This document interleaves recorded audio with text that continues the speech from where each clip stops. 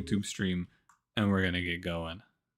Made it before the murders? Yeah, Setch, I'm sorry, but I'm murdering you for no cookie picture. I'm sorry.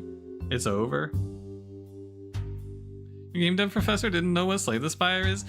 When I was in high school, I was dual enrolled, so I took college classes as well. And my introduction to game dev was, I didn't take this course, mind you, but I heard about it from someone else who took it.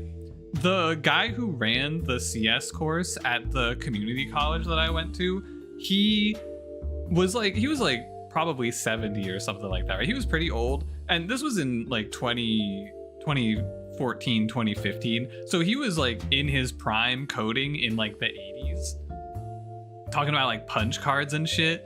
Anyway, this dude ran a game dev course where what you did in the game dev course was code an engine from scratch to make a game, and that was the entire course.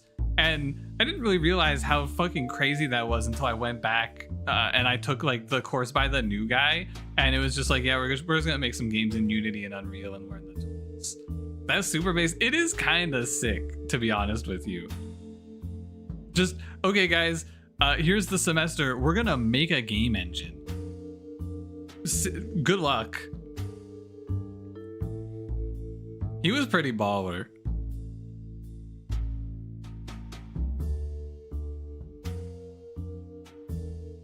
You understand what's under the hood? Yeah, I'll say. Favorite CS courses was making shit like that. I feel like my CS history was a little bit spotty, you know? I had we don't have time. We got to play mini murder mysteries. My college experience in the 2010s was very bad. My college experience when I went back in 2022 was actually pretty sick though. But, you know, they got me, they did me dirty. Years later, I went back and I looked at the reviews of my college on Rate My Professor, because you can do like whole college reviews. And I read a review from someone about my college that said something like, I didn't know it was possible to have my soul sucked out of me the moment I walked through the front doors, but this college really managed to just crush my hopes and dreams. And I went, damn, man. Kind of true though. I get you. It was looking back on it, I feel like I could have picked like almost any other college and had it be better. College sucked you off crazy style? Hell yeah. 3D game engine? I don't know. I never took the class because it was like it was a class that you took at the end of your time in the college, and I did not make it that deep. Anyway, let's play mini murder mysteries, shall we? This is let me read you the pitch for this game, because basically what happened is I looked at my Steam calendar and I saw the image of this guy doing the thinking emoji, and I went, wow, that looks like something I would like. And then I bought the game. It was like $5. So we're solving cozy, crafty whodunits, puzzling through 9 unique investigations, making intelligent deductions. It's pretty sick. I saw most people's playtime in this game was like 2 to 3 hours. So we'll see, basically.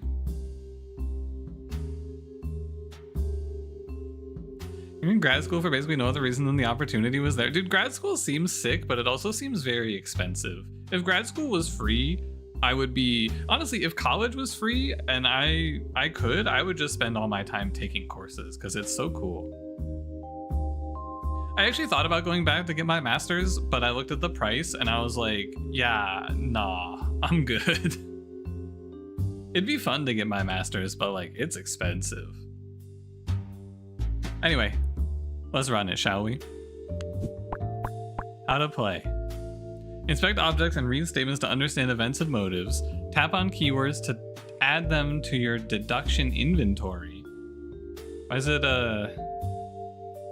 it wiggly? Drop keywords into the deduction statement to correctly solve each case.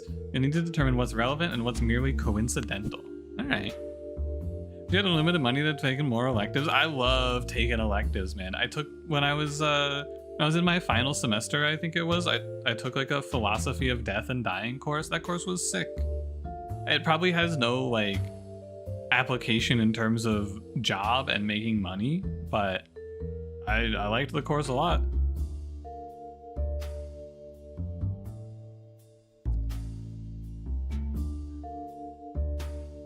Go for a funded PhD, then drop out once you qualify for the masters. Getting a PhD though, I don't even know what I would want to get a PhD in. Characteristics of games class from Richard Garfield. Whoa! I think that's sick.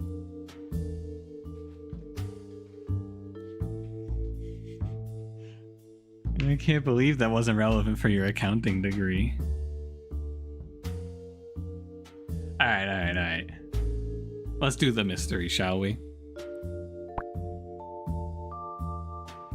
Please be aware, while there's no graphic imagery in this game, it does describe— Hey, I was reading that! Hey! Oh man, I guess we'll never know. I guess we'll never know. Number 1, manors cost nothing. A manor house set deep in a country estate, a lord found dead in his study, a raft of suspects. We need you to figure out what happened.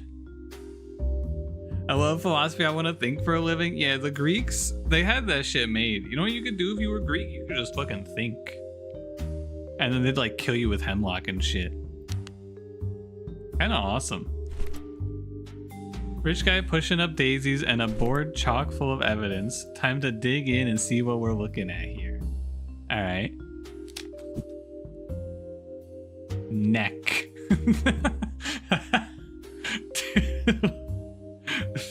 This diagram. Oh fuck. Nah, this is what I'm talking about, brother. Thank God they got that shit labeled. Neck. Oh man. Underneath a stiffly ironed collar and a blood red cravat. Google, what is a cravat? A cravat is a band of cloth worn around the neck. It's a historical ancestor. Oh, it's like a tie. Okay. The victim's neck bears some visible bruising. Know what Fred Scooby wears? No, he wears an ascot. The setting of the indentations, the way the markings are spread apart, clearly lines up with where a pair of human hands would wrap around the neck. The location of the more prominent thumb indentation suggests it was done from the front. Can't tell yet if this was the cause of death, but if the victim was strangled, he saw who did it. Can we ask him?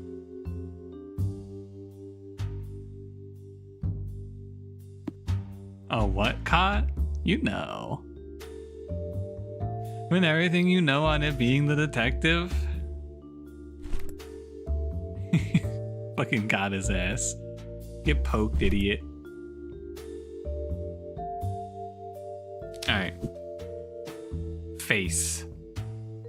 The victim lies on the floor in the middle of the room, seemingly having fallen backwards over a chair near the fire. I'm not one for judging the dead, but this is the face of someone who didn't do a whole lot of smiling. Wow. Okay. A little bit rude. He's fucking dead. Around the mouth, there's a smattering of a white powdery residue, but there's no way to know what it is this side of lab analysis. Lifeless shark eyes? Holy shit, man. Why are we roasting this guy? He never smiled and he has shark eyes. And he's got, I assume, powdered sugar from donuts around his mouth. Why are we putting the body on blast? We fucking hate this guy. We hate this guy. Hands. The state of the victim's hands presents something of a contradiction and a trove of possible secrets. The soft, pudgy fingers are those of a person who's never known an honest day's work. Jesus, man. I fucking hate this guy. The knuckles look red and slightly swollen, a bit beaten up. There's a ring bearing some family sigil on the right and a big weighty gold wedding band on the left. The latter seems to be a recent adornment. The skin underneath it isn't any different to the rest of the fingers. So if you're keeping notes on our mystery, he's lazy, he's never smiled, he doesn't work hard, and he has shark eyes. And he's a loser, he's virgin, he's ugly, and I hate him, and I'm glad he's dead.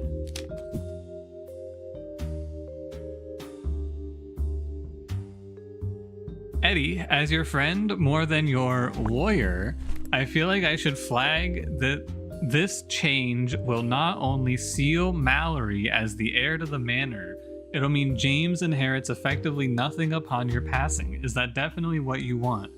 Bear in mind, it's not as though that lovely new wife of yours isn't fabulously wealthy already. I'm fine to enact this if so, but just thought I should present things clearly. Okay. A receipt in the victim's pocket details gear bought recently from some kind of fetish emporium. Whips, handcuffs, masks? It just keeps going, man. they just keep going. Let's keep piling it on. Some serious stuff here which poses more questions than it answers. For example, who was the Lord using this stuff with, or did someone know about this who shouldn't? In my experience, cases in less glamorous surroundings than this, with less suspicious suspects, have found themselves blackmailed for less. Giant balls. He's the nuts of a man who spends all day in the goon cave. I know, that's right. Ooh, mysterious note. Oh, it's not kink shame. Yeah, that's true. There's nothing wrong with getting your balls busted on a Saturday evening, man. You can have that happen. Does a detective have a name? I don't think so. Been watching you with some interest, detective. The eye of justice will fall upon you as it has for those you've condemned. Mo. Okay, Mo. That's weird. I don't think this note is related to the case. Is it addressed to me? I'll keep hold of it for future evidence. I also don't think that note's addressed or related to the case. What's going on here? We're investigating your murder. Cranberry, are you this dead guy? Is that dead Cranberry?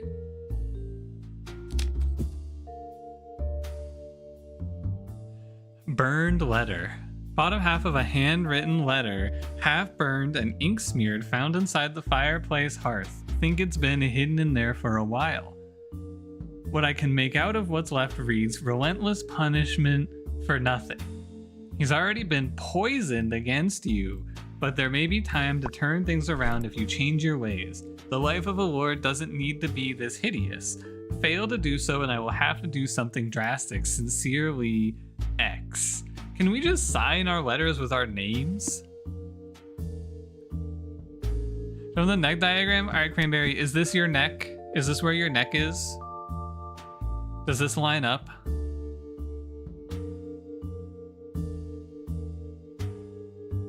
That's about right. Oh, man. That's tough, Cranberry. I'm sorry to hear that you have soft, pudgy fingers that have never known an honest day's work. And also a receipt in your back pocket from the BDSM Emporium.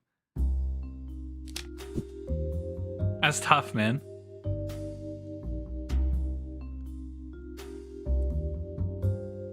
Wait, hold on. What was the rest of that? Oh, what, you don't, you know, the not this one, sorry. The receipt for the fetish emporium in your back pocket? Bought some whips, handcuffs, and masks. You know, normal stuff that you have. Large hunting rifle lay on the floor by the victim. I think it may have been knocked off the wall during whatever happened. It looks like it's at least 100 years old. Intricately carved etchings adorn almost every part of it, making it look more like an ornament than any kind of functioning weapon. Hasn't been fired and is not loaded. Okay. Did buy all that, but it's not what you think. Who killed you, Cranberry? Be honest, was it CS? A brick fireplace stands grand and proud against the east wall of the study, with a stack of logs to one side and family portraits above it. The fire has gone out, but it seems like it was burning all night. Shattered into pieces at the bottom of the embers is what appears to be the remnants of a whiskey glass. No way to tell how it got there or when, but there are tumblers that match the glass pattern on a table in the corner of the room. Half-burned piece of paper lies on the hearth. Okay. It's not even fetish stuff. That's a normal Friday night. Cranberry has a Goatsy kit receipt. Oh, the Goatsy kit.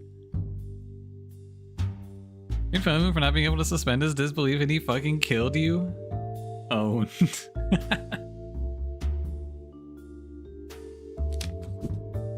Wallet. There's no ID in the victim's wallet, but then the ultra wealthy tend not to need any. What we do have is a receipt up on the evidence board, 350 pounds sterling, and a bunch of bar-coded membership cards for various snooty country clubs. In among them is a business card for one Annabelle Higgins, a lawyer specializing in estates and family affairs. On the back, someone has written, "Eddie, if you forget my number again, I'm gonna shove one of these cards down your throat." Oh, she threatened him. Did you hear that? She threatened him. She's done. Book her. We got her. Framed candid photo of the Lord and Lady of the Manor laughing and walking, taken somewhere in the sprawling grounds on a summer's day. They seem happy. Less happy is the young boy in the background of the photo, presumably the Lord's son. He sits on an old swing looking at the ground, his face gloomy and dark. Having this particular photograph framed seems odd. It's as if they didn't even realize the kid was in the picture. How crazy is that? Fucking got got this framed picture of my chud son sitting there on the swing depressed. Didn't even notice him there because I hate him so much. Fucking owned. Shopping invoice. Wingard's Artisanal Grocer, Sterling Manor, January.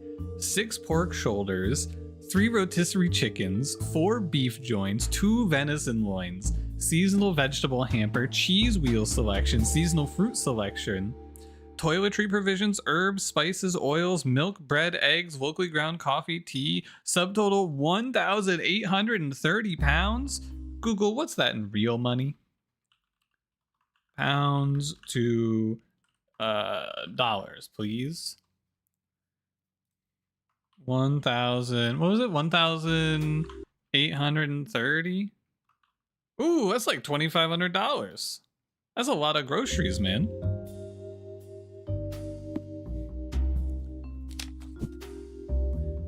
Wingard's Artisanal Grocer. Wait, he bought the same thing? What is this? He's like making a fight? Am I crazy? Or did I click the same one twice? No, okay. Is that how much he spends per month?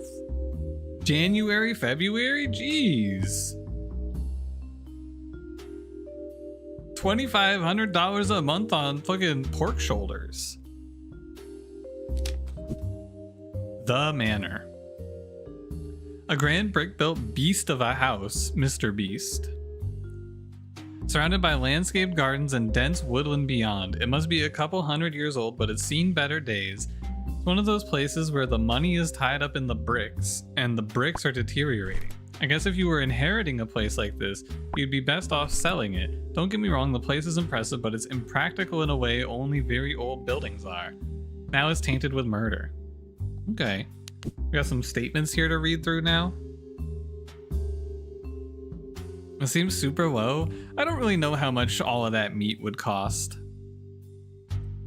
Lady Sterling. Okay, so this is the wife. I know exactly what you're thinking. Rich lord, young new wife. It writes itself. Edwin and I were different. We were special, and we had a connection that people like you wouldn't understand. The fact of the matter is that I would never, could never kill my husband. He and I may have done a great many interesting things to one another, but that's neither here nor there, and in fact, none of your business. Lady, what are you talking about? You don't have to volunteer that information. I would never kill my husband, even if I strapped him in the BDSM torture device and whipped the shit out of him. But you don't need to know about that. You brought it up, and then went, actually, you don't even need to know that. My husband is dead, detective, and I'm clearly upset. Why don't you go and bother somebody else? All right, lady, that's cool. Right on. I've been Lord Sterling's butler for over 30 years, so to be considered a suspect in all this is frankly insulting. In all the years I've worked here, I've only ever been the very personification of the 3 Ps: professional, punctual, and polite. Note, Mr. Novak's then mumbled something about a 4th P, but it was unintelligible. Was it penis? Do you think his 4th P was penis? I'm feeling like it might have been. I've served this house through many changes, the new Lady Sterling for instance, and her interesting hobbies, which I shan't go into, but Master James trumps all. Whether he ends up owning this estate or not, protecting young James is my #1 priority. Oh, it's pirate! That would be a good 4th P. Oh, it's pegging. Annabelle Higgins, this is the lawyer? If I had a penny for every time one of my clients ended up getting themselves killed, I'd be an even richer woman.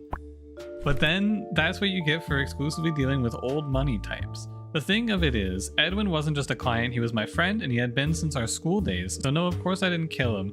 He wasn't the perfect man, but who is in this day and age?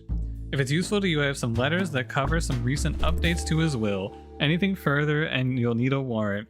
Learned a lot about Edwin over those years, but the secrets die with me. I'm assuming the 4th person is going to be his son, and his statement is going to be, yeah, I fucking did it. His son is a child! Oh, fuck.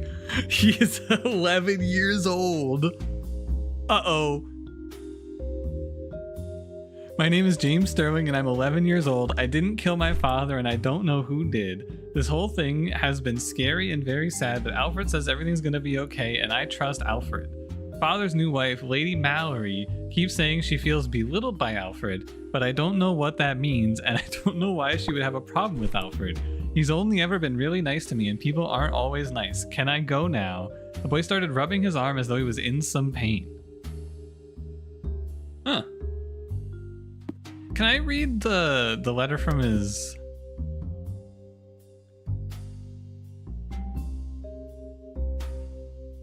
Just only see... Oh, so Mallory is her. She's Mallory. Where does it say that? Lady Mallory. Okay, so right before getting murked... Okay, so the butler did it, right? For sure it's the butler. I'm super locked. Cause like, this is case 1, they gotta give us a softball. Butler is unhappy with new bitch wife who just stole the inheritance from the son that the butler cares about. And this lady's also here. All right, let's solve. I'd like to solve the puzzle. Ah, okay. It's surprise. We're actually playing Case of the Golden Idol.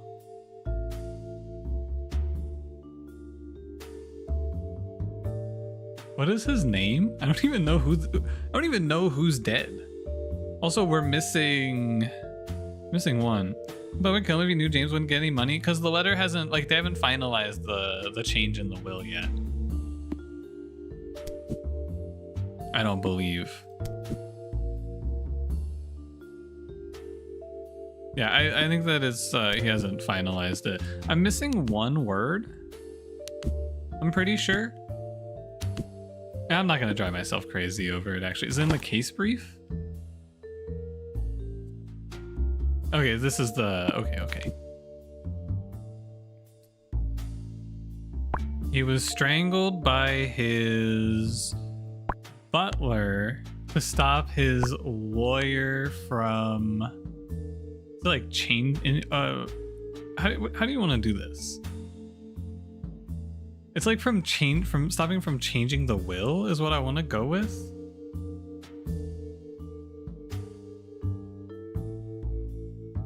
Stop it, yeah, maybe stop his wife from inheriting. I guess that gets the point across, yeah.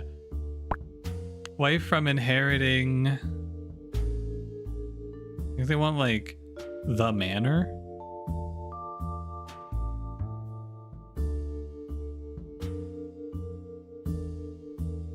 Also, do I know what... Oh, his name is Lord Sterling. Lord Sterling was strangled by his butler to stop his wife from inheriting money? Oh. They fucking shot me. Why does it say, it just says X out of X? Doesn't tell me how many I have wrong. Cancel. I would like to start over. Okay, I can drag them over like this, okay. Let's take a little look.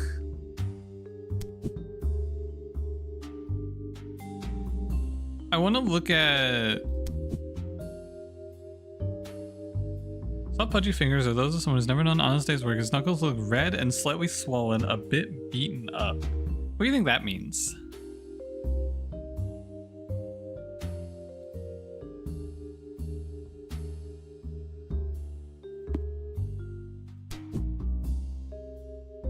Ah, ow.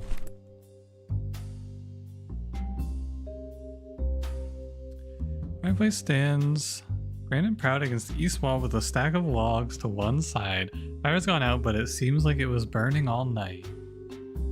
He hit his son. Oh, and then that's what spurred Alfred to violence? It's like a little bait and switch. They make you think it's about the money, but Alfred just fucking choked him to death for hitting his son.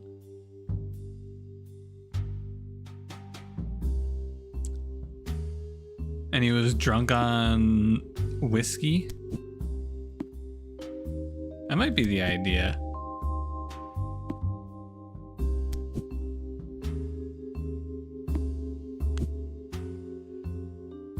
Okay, well, we know that this is... I'm pretty confident that this is strangled, right? And unless he was poisoned? Hold on. Because there's also the residue, right? And they did say specifically we don't know that he was strangled.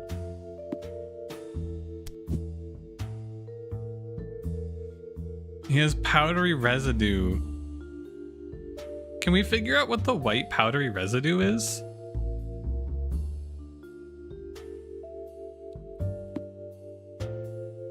Maybe from the receipts? Oh, look at that. Oh shit, someone asked why it costs more. They snuck in an extra 20 pounds for rodenticide. Oh, and that's probably why they burned the glass to hide they poisoned the whiskey. Whoa.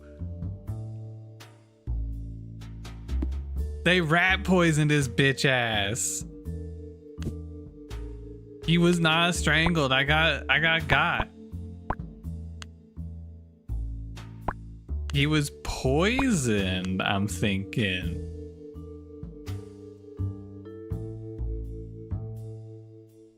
What if? Hi Soap, hi Blue. What's up, what's up?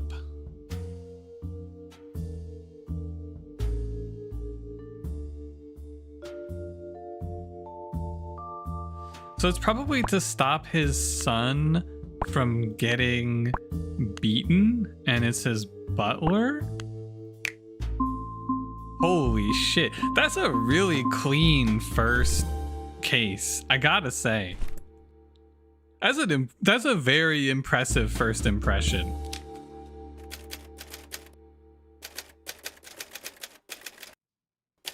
I thought it was just gonna be like a super boring, straightforward case, but that was they got a few different layers in there. You have the broken glass, the rodent side. Wow. There's a lot of little fake outs.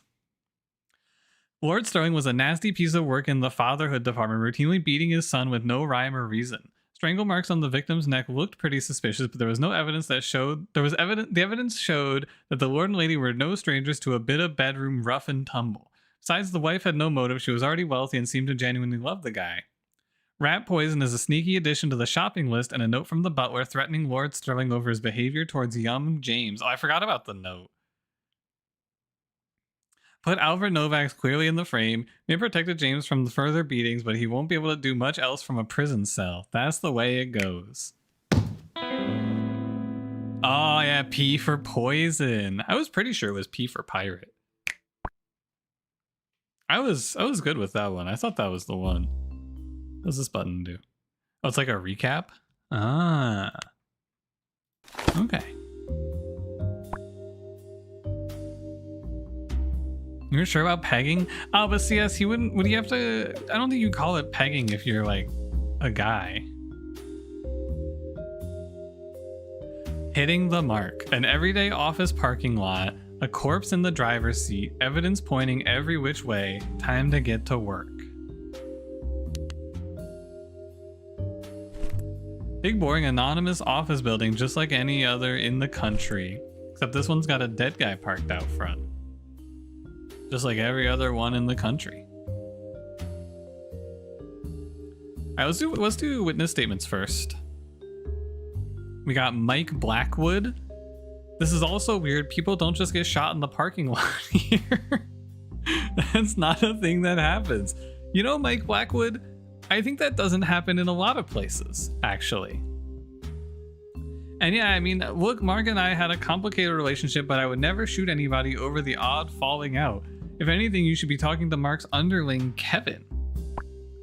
The guy routinely carries a gun on his hip, and he shows us different pieces in the cafeteria all the time. And in fact, I once overheard him talking about how he'd like to tear the place up. Something about bosses denying him the right to bear arms. I don't go in for that Second Amendment stuff. Okay. Mary Blackwell? Okay. This is horrible. Mark and I... Were you? You're Mike. Mike, Mary, and Mark. This is horrible. Mark and I may not have been on the best terms, but I wouldn't wish this on anyone, let alone my own husband. He was a nice guy. I think he just lost himself lately, wrapped up in work problems and problems with our marriage. But no, I don't know who would have done this. I wouldn't describe him as a man with enemies, and before you ask, no, I wouldn't class Mike as his enemy, more of a rival. Although to be fair, Mike handles that rivalry with more grace and charm than Mark ever did. I shouldn't speak ill of the dead. I did love him. Marriage is complicated. Kevin DeWatt, you also appear to be a child. Here we go. Just because I reserve my right to open carry a firearm, suddenly I'm a suspect. Is that it? How cliche. God, I hope this guy did it. God, I hope he did it. I hate this guy already. Oh, here we go. I'm a suspect because I have a gun and he was shot. I'm no killer detective. I just like fine craftsmanship. I don't know why I keep having to explain this to people, but liking guns doesn't mean you're intent on killing anyone. You ought to be less closed-minded and more open to the fact that different people like different things. Notice you're carrying a sharp-looking fountain pen. Does that mean you're going to stab someone with it? No, I didn't think so.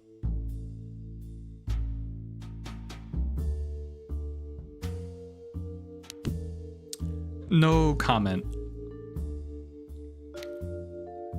Nice to meet you, Detective. I'm Dr. Martin Oswald with Digital Forensics, the tech guys. Managed to access the company email accounts and have surfaced a few things you might find interesting. I've put printouts on the board for you.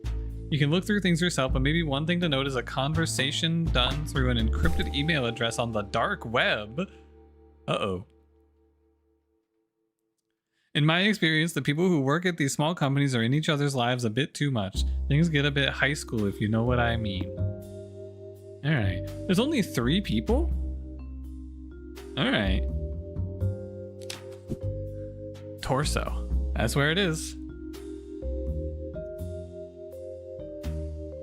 Twitch chat must have done it. You might be right, Soap. I bet Cranberry's involved in some way. YouTube chat did it? And yet your finger points to yourself, Wheel Dragon. It's curious. 2 clean shots to the chest, pop pop, no messing around. The blood's pulled out all over a crisp white shirt with 2 holes near the heart.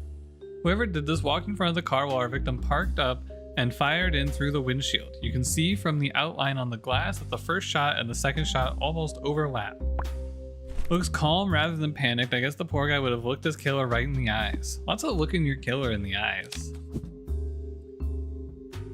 The victim is a sallow-faced man in his 40s with thinning hair and a little piggy nose.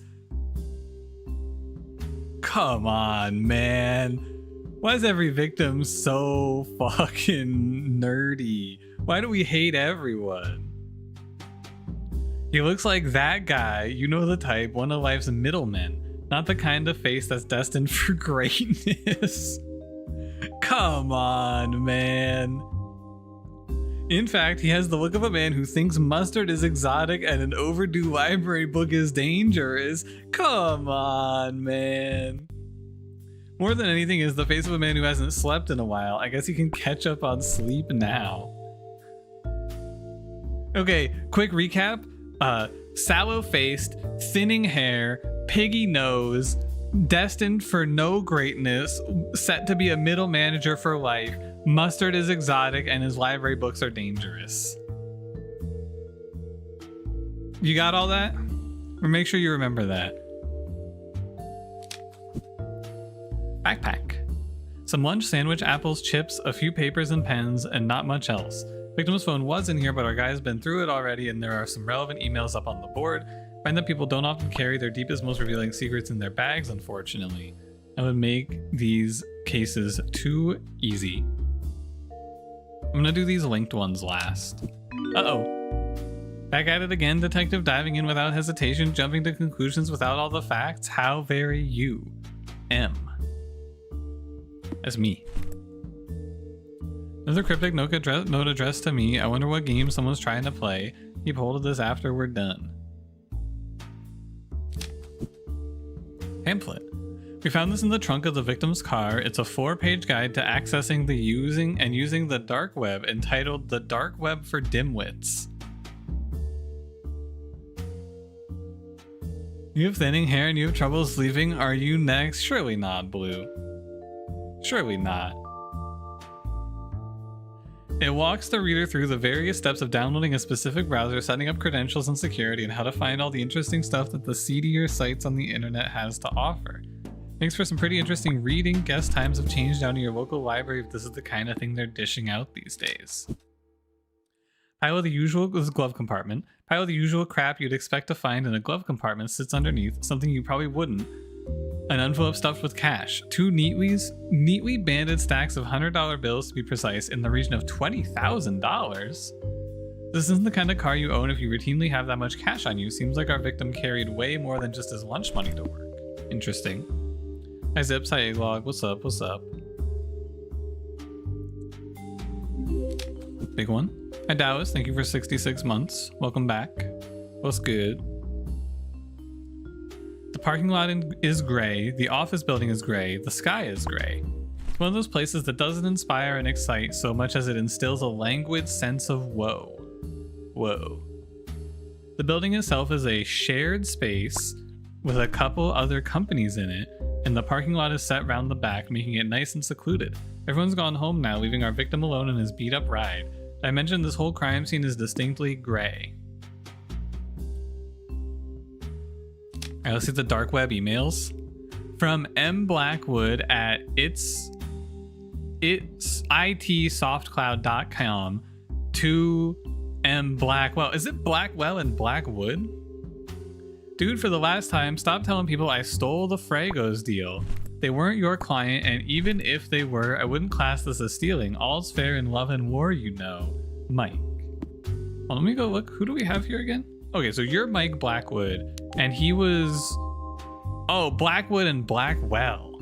Oh, I got these guys mixed up. What's the dead guy's name? Kevin? No, Mark. Mark Blackwell, Mike Blackwood. Winking emoji. From Blackwood to Blackwell 2. Hey, thanks. The client win is one thing, but there are much more interesting bonuses to be had around here. And not all of them can fit into a paycheck if you catch my drift.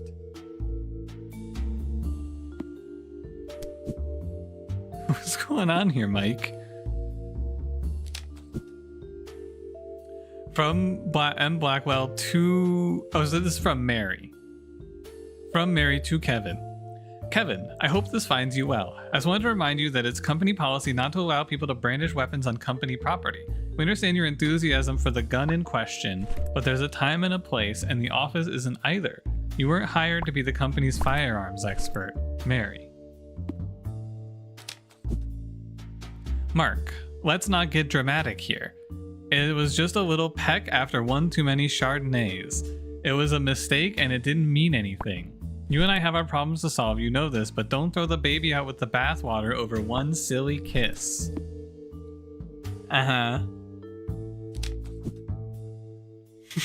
To from M Blackwell at itsoftcloud.com to himtan47 at 937557571.net. Oh my god, did he hire a hitman to kill the other guy but their names are too similar? Oh no. Uh-oh. First of all, I'm Mark, not Mike. That's the second time you made a weird error like that in your emails, and it's making me a bit concerned. Just look at the IntelliSoft Cloud website. Head to the About Us page and you'll find a picture there. I don't want to have to explain this any further. Oh, fuck. From M Blackwell to M Blackwell 2. I just can't believe you've done this, you know? Stab me in the back when I'm already at a low ebb. I know I could have tried a bit harder. I know the romance has been lacking on my part, but I've been stressed and under a lot of pressure. Just don't understand why it had to be him. You got a fucking hitman who killed the wrong guy? That's crazy, man.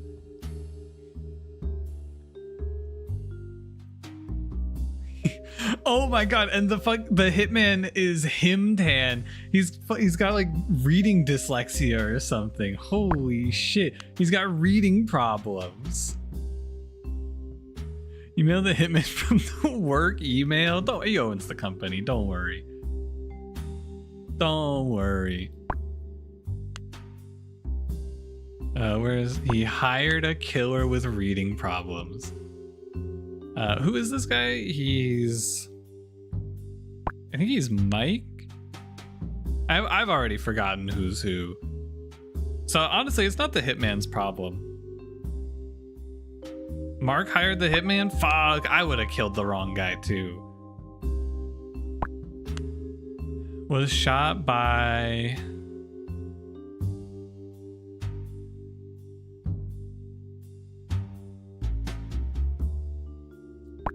gun?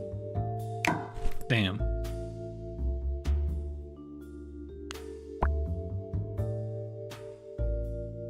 Oh, mistake. You're right. I thought it wanted the guy's name. I thought it wanted like a hitman.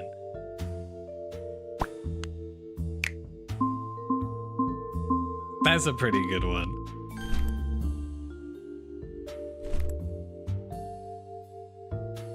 Mistake, wrong alert. I'm gonna hire Himtan47 to kill Lord of Pies.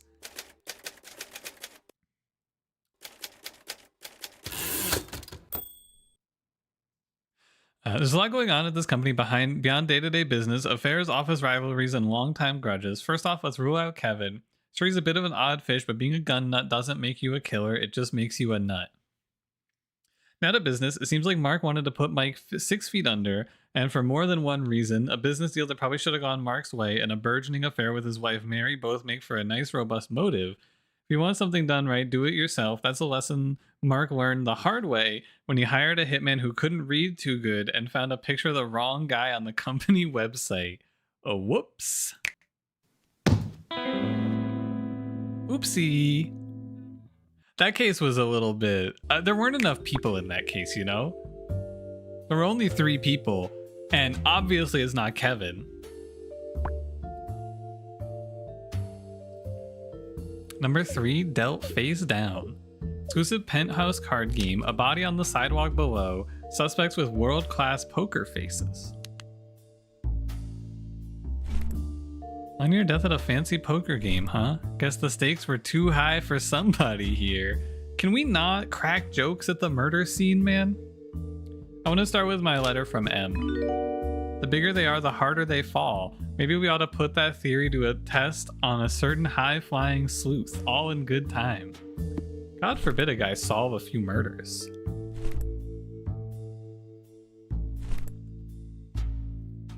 Is someone playing a practical joke on me? Let's do the 1, 2, 3 first. There's not much of a face to look at to tell you the truth, but I bet they were ugly. You try falling 40 floors on the cold hard concrete and we'll see how your mug looks. All I can say for sure is the victim had been drinking. She stinks of booze even without being able to breathe. I guess you never know when a drink's gonna be your last. A sobering thought. This one's an alcoholic. A cocktail dress that might not have been red to begin with, but is now nothing but. No ID to speak of, and nothing much to go on in terms of distinguishing features unless you count being part human, part sidewalk as a feature. Jesus, man. There's an ID pass, though, labeled number 5. That's all she wrote. No wedding or engagement ring. There's also a garish big bucks watch on the left wrist, the kind of thing that looks like it weighs the same as your average house brick. And it's smashed probably on impact and the time, or it's been smashed probably on impact and the time is at 10:17. Okay, let's go see statements.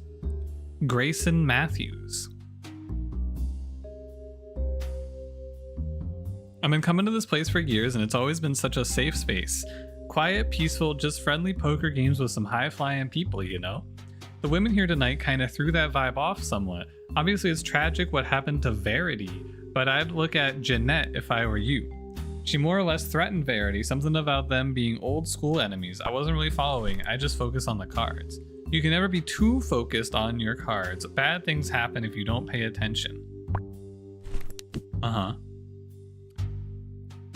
Yes, that's right, Jeanette Wilcox, entrepreneur. You may have seen me on an episode of 59 Minutes. Anyway, I'm not sure what happened to her. She was very drunk, she went outside, and she fell, I guess. Made no secret of the fact that Verity and I knew each other, and that she was pretty nasty to me way back when. That was a long time ago, and I'm not so petty as to kill someone for being a bit of a bully 20 years ago. I'm a successful businesswoman now, I don't live in the past. Luther Bastian? Just awful, I can't really believe it. She was here one minute and gone the next. If you ask me, she slipped and fell, and it's no more complicated than that. And I say that because though her game didn't suffer for it, Verity was very drunk. A bit embarrassingly so for a venue of this caliber. I think I even warned her that she ought to slow down. But then everyone was drinking. Mr. Matthews was caught helping himself to liquor behind the bar at one point. This place used to have some class and decorum. I suppose those days are over. Yeah, one little fucking fall to your death and it's all over, man. Connor Lewis. This was literally my second shift here and it'll probably be my last. And that sucks because the tips these rich guys hand over are insane. Look, man, I get it. It's sad that that lady died and everything, but I need to pay rent. Mr. Mahmood is gonna blame me for this. I know it. This poker game is his baby. And I'm guessing having the players tumble off the balcony isn't part of his game plan. And no, I don't know what happened. In fact, I haven't been out on the balcony all evening. I can't find my pass anywhere. You know, fair enough, Connor. I hear you. Alright, staff sheet. Floor manager Ahmed Mahmood, on shift Connor Lewis, balcony door passes. Management, staff, Grayson Matthews. Okay, so Verity did have her door pass. Notes, do not sit Miss Jones and Mrs. Wilcox next to one another.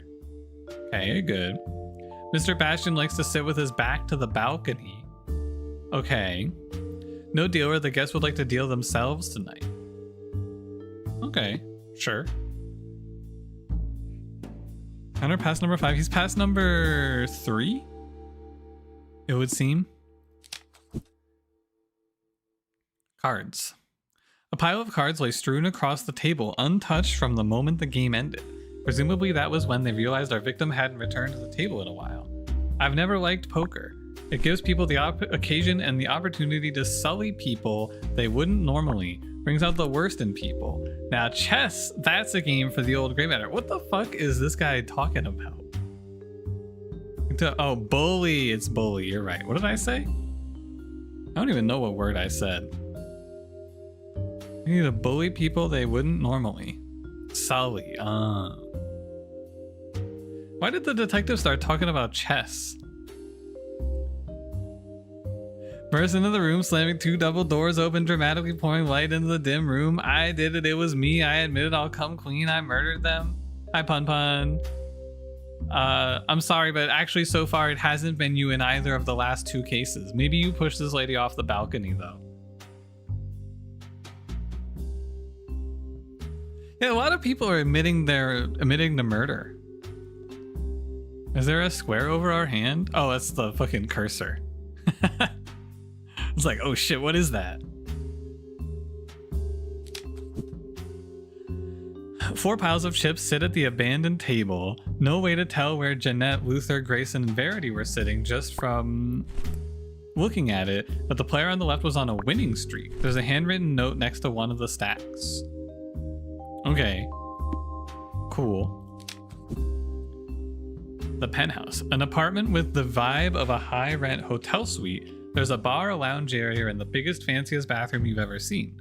We're pretty high up here, too. 38th floor. You can see for miles in every direction. Poker table's a big, solid, permanent fixture in the back of the room, which makes me think this isn't a one-off operation. The guys in Vice really ought to clamp down on these illegal games. Not my problem. I work homicide. Everyone's been at the saucier, but one of them more than the others. There's a side table loaded with empty glasses of what used to be a bunch of fancy cocktails. Silly umbrellas, fishbowl tumblers, long straws, you get the idea. Must be nice being rich enough not to worry about tomorrow's hangover. Question to make 2, you kill Uber Bear and put him in the Peter Griffin death pose? I think you can have a pass, honestly. Connor, I know you're new here, but I don't want any mistakes tonight. These aren't your common or garden nobody guests. These are mostly elite successful sharks, so treat them as such. That said, we make our money from the table fee and the drinks, so don't let anyone serve themselves. Don't mess up the balcony passes, simply hand them out according to the list on the staff sheet. Good tips in this for you if you can stick it out. Okay. The balcony. Galleon Militia, thank you for 17 months. Appreciate it. This is where the victim fell from a towering penthouse set high amidst the city skyline. Rich people think they're pretty untouchable, huh? Here they are frolicking in their ivory tower, but they're only ever one slip, trip, or push away from a nasty end just like the rest of us. This guy's just about to fucking pop off. Case in point, our fallen patron.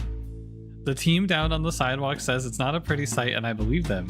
You wouldn't look too great either after falling 36 floors. You tell him, buddy. Invitation. You'd think these off-the-book setups would want to keep their heads under the radar, right? But here we have a genuine printed invitation to tonight's poker game on high stock paper, no less. There's a list of rules and no-nos, as well as a pretty silly tagline for the event. The privilege of few, the envy of many. Have to admire the old school approach. Okay. Digital door log that records people going to the balcony and back in. Doors only open when a pass is pushed against the NFC reader. Okay. So obviously 763 came back in and 5 did not come back in because she left through the express exit. So 763. Where's my note? That's Jeanette Wilcox, Luther Bastian, and then whoever swiped this guy's. Handwritten note. Don't look up and don't react. You know what you owe, and time's running out. Don't mess with us. You wouldn't like to know how creative we can be with people who abuse the house's generous line of credit. We want the money by the end of the week, or you're gonna find out which limb you're most attached to, the management. Gulp? Some fucking Tony Soprano shakedown shit going on in this case.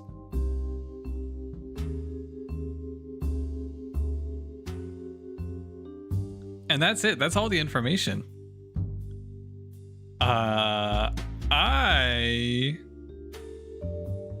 So I think obviously the red herring is Janet Wilcox, right? There's no clear indicator that Janet was the murderer. It sounds like the murderer is management.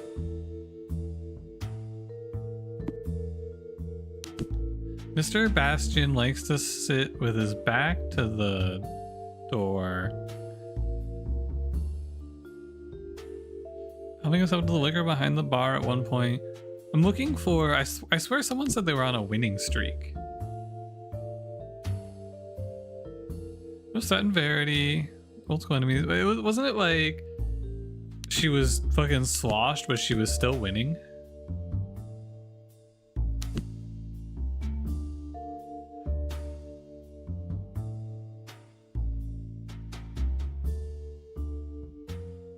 Janet said that. She was very drunk. She went outside and she fell. A long time ago. No, someone said it.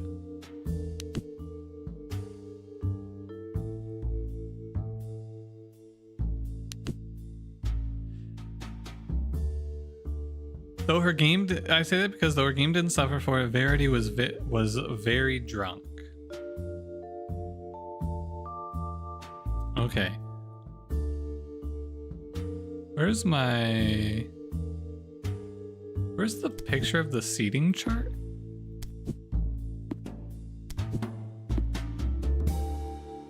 Is it this one? No. Was it this one? No. This one? Yeah, it was this one. Okay.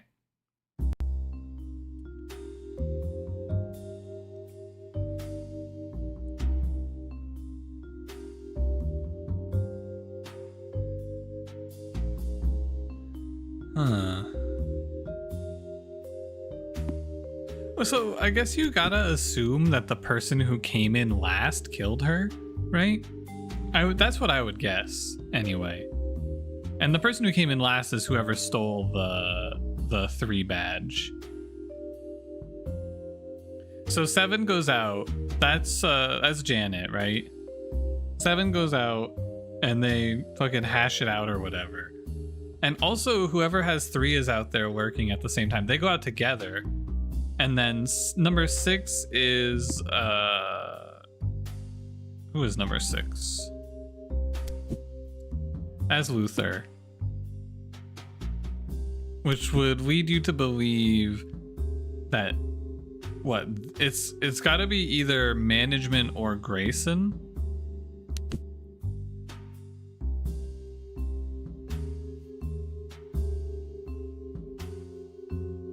After the girls were threatened by management? Wait, I just assumed that this was addressed to...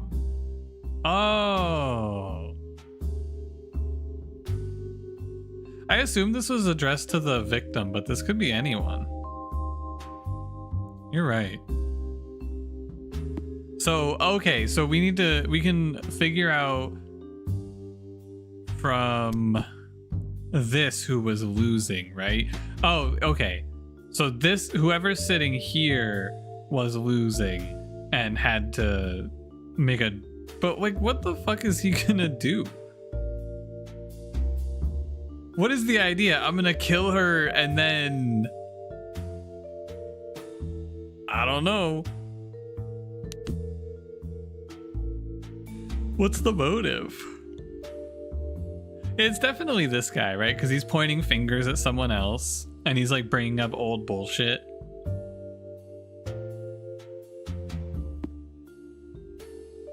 Being forced because they fucking blackmailed him into murdering her.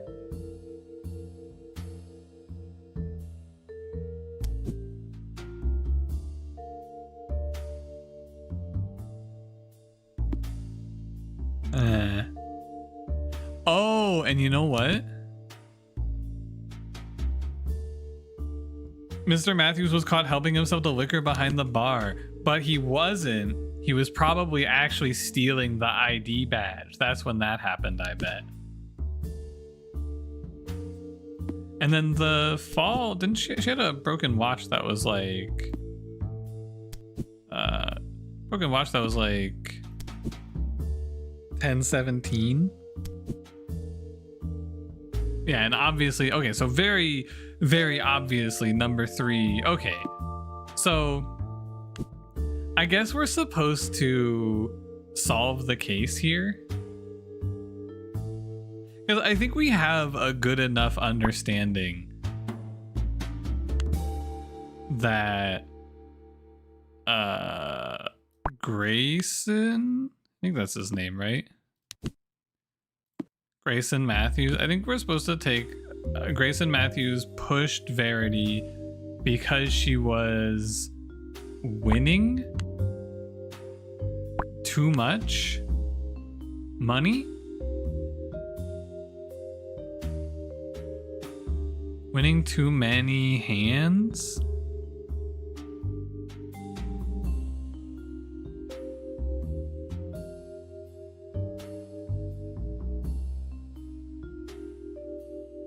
Winning too many money?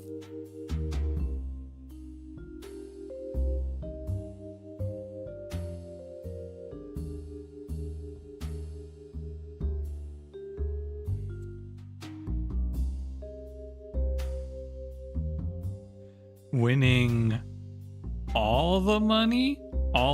There's no hands. Oh, winning all his money. You're right. Yes, I bet that's the one. Winning, because he's also the one who's lost everything at the table. All his money. Grayson needed this win and Verity was running away with the game. Oh, so the threatening note was like, you're already super in debt. We're gonna need the money by the end of the week.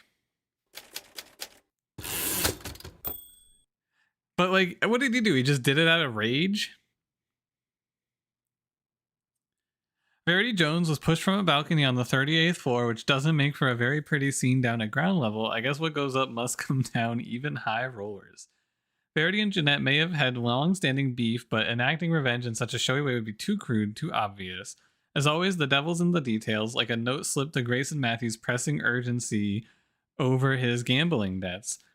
Had he won the poker game, those debts would have been easily paid, but he was losing his shirt to Verity, and that had to stop. So Grayson went behind the bar, stole the waiter's pass, and acted fast while it was just him and Verity outside. Yeah, I do not love this one because I feel like the motive is just a little bit ambiguous. This doesn't fix his problems. Yeah, maybe he was so drunk he just couldn't stop himself. What do you think? Do you think he pushed her pushed her off the balcony and then went and sat back down and was like, quick guys, let's go play a few more hands, and started winning? Maybe that's what it was, because they did keep playing.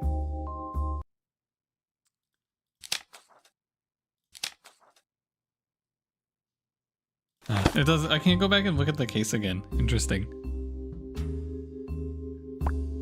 Yeah, so maybe he got back and sat down and like played a few more hands. Cutting Edge Biochemical Lab, a victim found slumped over his work, a close-knit group of scientists, a murderer waiting to be discovered. Scientists, chemicals, and pioneering new tech, the frontier for innovation plays host to the world's oldest crime. Let's see our note. What'd they say?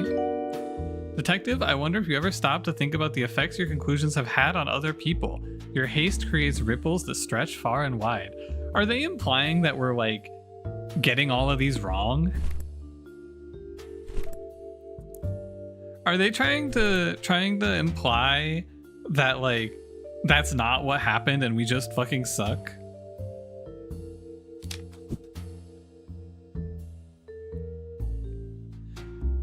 The victim has collapsed over one of the workstations, but there's no blood, no signs of a real struggle. Inside a pristine lab coat, there's ID that confirms him as one Dr. Peter Warren, a handful of cash, and a few sticks of gum. There's also a business card from someone called Terry Noble, director at a research company called BioBlue. On the back of the card, someone has written, PZ handover at O'Malley's, 7 p.m. on the 14th. Today is Friday the 13th. Gulp.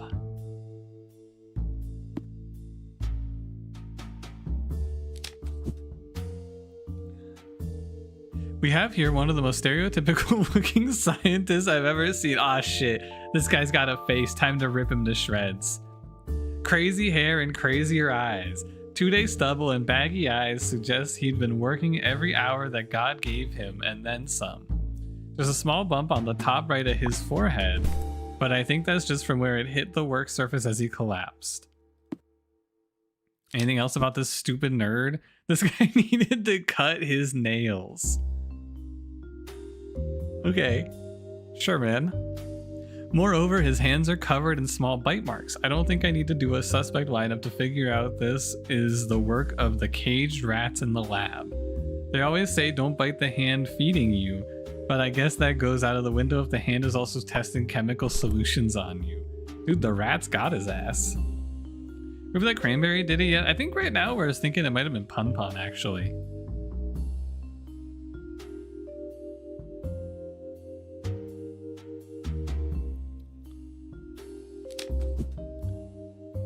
Gzg. Communal whiteboard hangs on the far wall covered in weird formulas. It's also got a grid divided into days of the week. Monday, at P, man named Terry called, said you'd know what it's about. A. Tuesday, need new project code name for latest trial, suggest we move to Z words now. At P, borrowed your lab coat. I'm heading out early today, you two lock up. Harlan. Harlan, first person in this game to sign their full name. Thank God for Harlan. To Harlan at Medi Labs from Anvi. That's not what I'm saying at all, and you know it. I'm just saying that what's a disease-curing wonder drug in one person's hands could easily become a poisonous killer in another. If we let Zenith get into the wrong hands, the whole world could be in danger. That's not me being dramatic, that's me being a pragmatist. A. Okay, so we've got the super drug that could kill everyone. Scientists kill, attack. Laying neatly on top of the body is a one-page leaflet from a group calling themselves Attack Against Testing on Animal Kind. The banner says in huge blood red letters, Scientists Kill. Underneath, there's a list of various laboratories that use animal testing, and the way they go about it is explored in graphic detail. This place, Meta Labs, is listed among the Name and Shame group. They've been testing the pain response in rats? Attack. Email 4? Hold on. What's this? This is email 1. Let's do the emails in order. Hi, Anvi. Thank you for bringing this to our attention. I want you to know that we take this kind of thing very seriously, so we will be having words with him. Sexual harassment in the workplace is a very sensitive subject, and I know you don't want us exposing the details of this to your other colleagues. So leave it with me and we'll take the appropriate steps. Susie. Curious. Email 3. From Harlan, or to Harlan from Peter. Harlan. I think you might have sent me that email by mistake, unless you really were planning on giving me your heart for the rest of eternity, that is. I know what's going on here, and I fear I must give you some unsolicited advice. Your feelings are just going to end up hitting a brick wall. Anvi's not interested in not just in you if you catch my drift. She's gay? Holy crap. To Peter from J. Higgs. Is Peter our dead guy? Is our dead guy a creep? Oh no! The dead guy was a sex pest. Dear Mr. Warren, as per your previous email, I just wanted to confirm regarding selling your position in Meta Labs' parent company, Safety. Please confirm this in writing and I'll ensure that money comes back to your investment account by the end of the week. I can confirm that the deposit you inquired after was made at 23:42 on February 11th with the reference BB initial. Please log into your banking dashboard for further details. Isn't Harlan the guy who sucks? Oh, you're right. You're right. Sorry, Harlan's the creep. Peter's a good guy. Peter. A couple of huge gas tanks line a dark recess in the corner of the lab, each one big enough to live in. Both have on-off valves on the front with a label on one of them saying, please always check valves are closed before leaving.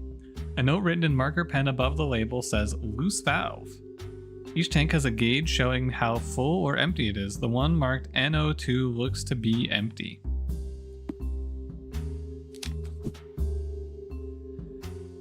Newspaper clipping we found in the victim's desk drawer. The page carries the story about the company courting foreign businesses for financial backing. While sources suggest a deal has already been struck with a key figure in Zurich, MetaLab CEO Brady Quinn is keeping quiet. The facility has, for some years, by all accounts, been struggling to perfect the formula for what its annual report called a potentially world-changing new drug. Without rock-solid financing in place, MetaLabs looks unlikely to be able to fulfill that promise.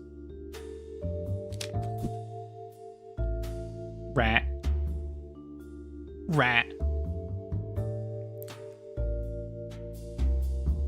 A bank of 16 steel cages occupies an entire wall in the lab, each one marked "Warning Live Animals," but they're eerily silent.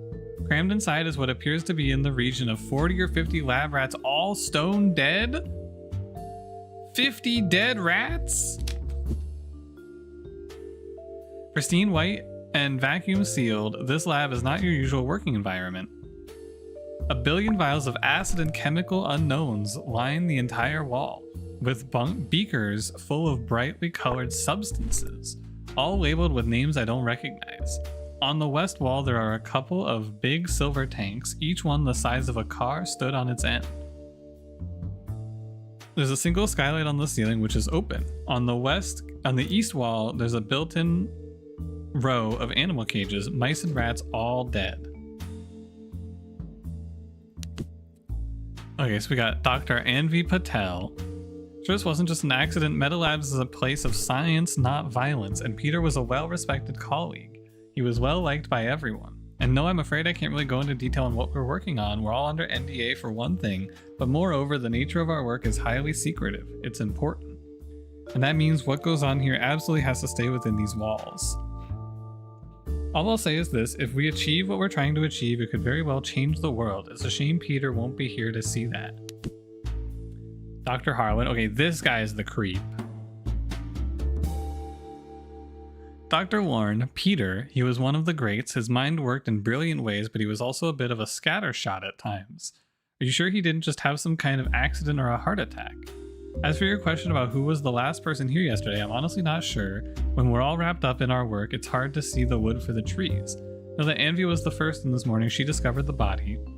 I saw you were interrogating her earlier. You guys ought to leave her be. She works very hard and cares a lot about the work. Alette Bowers. Look, we don't wish anyone dead, but the people in that lab should all face some kind of retribution for what they subject those poor animals to. Attack sounds scary, but it stands for Against Testing on Animal Kind. We're just activists, we're not killers. Use your common sense here, detective. Anything that might read like we'd actually threaten anybody is obviously just a shock tactic. Red paint on the walls, fish heads in the letterboxes, that kind of thing. MetaLabs, a new chem, BioBloom. These companies are evil, and it's up to us to make them change their ways.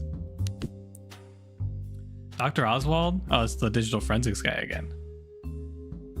These scientists will email each other deeply personal stuff one minute and seriously dry chemical annotations the next, but we've done our best. I've printed some emails out for the board that look relevant. Probably more in time, but then you've never needed to wait for our full reports to close a case. One of our guys found a weird note that seems to be meant for you in his pocket. Okay. Dr. Oswald cooking with that red suit. He's looking clean. And that's all the information. So, basically 3 lines here that I see. The affair, or not the affair, but like the telling the guy to not be a sex pest line. The we love the animals line. And then whatever was going on with the selling line, right? Whatever it was that he was selling to Terry Noble. And I'm guessing PZ is Project Zenith. Did anyone know he was selling this in the company?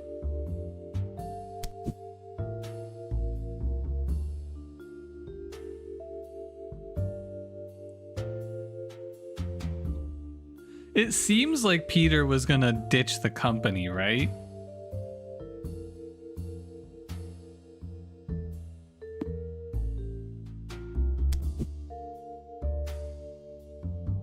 It could be an accident too. The gas chamber is empty and it was leaky. And also all the rats are dead.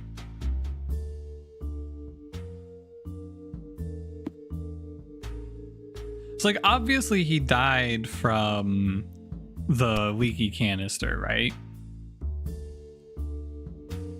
He died from the NO2 poisoning.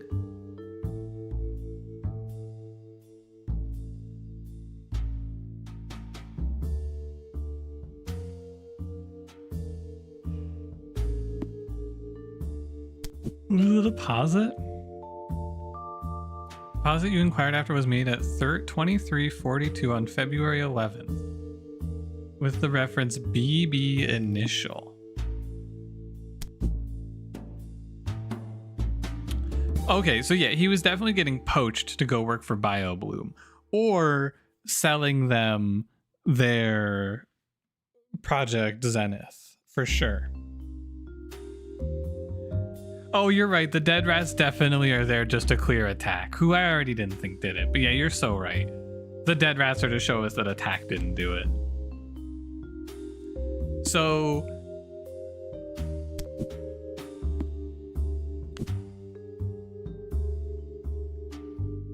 I don't know who did it. That's the problem.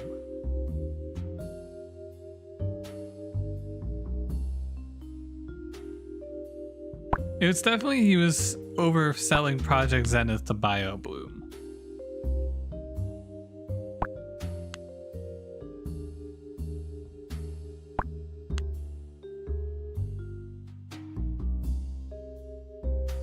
So let's go look who could have done it.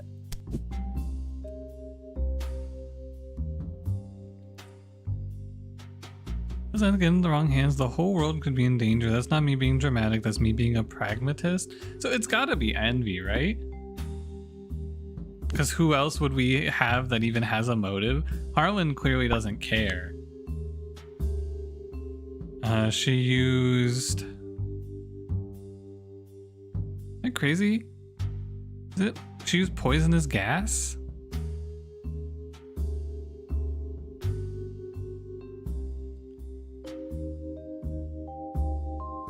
To kill Peter. I guess it's just gas.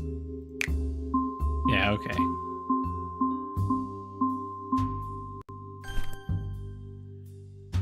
I think that's right. Envy gassed her colleague to stop him from handing their work over to a rival lab. Yeah.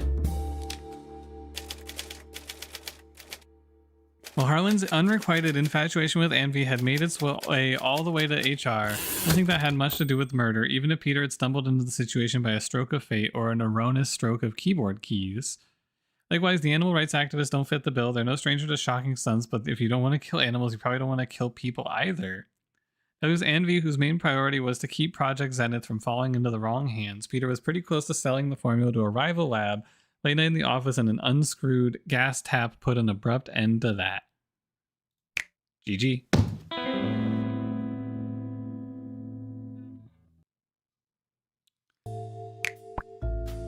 And that's what, this is the halfway case. We're making good time. I do kind of wish these opened up a little bit more. I want like 5 or 6 or maybe even 8 potential murderers, you know?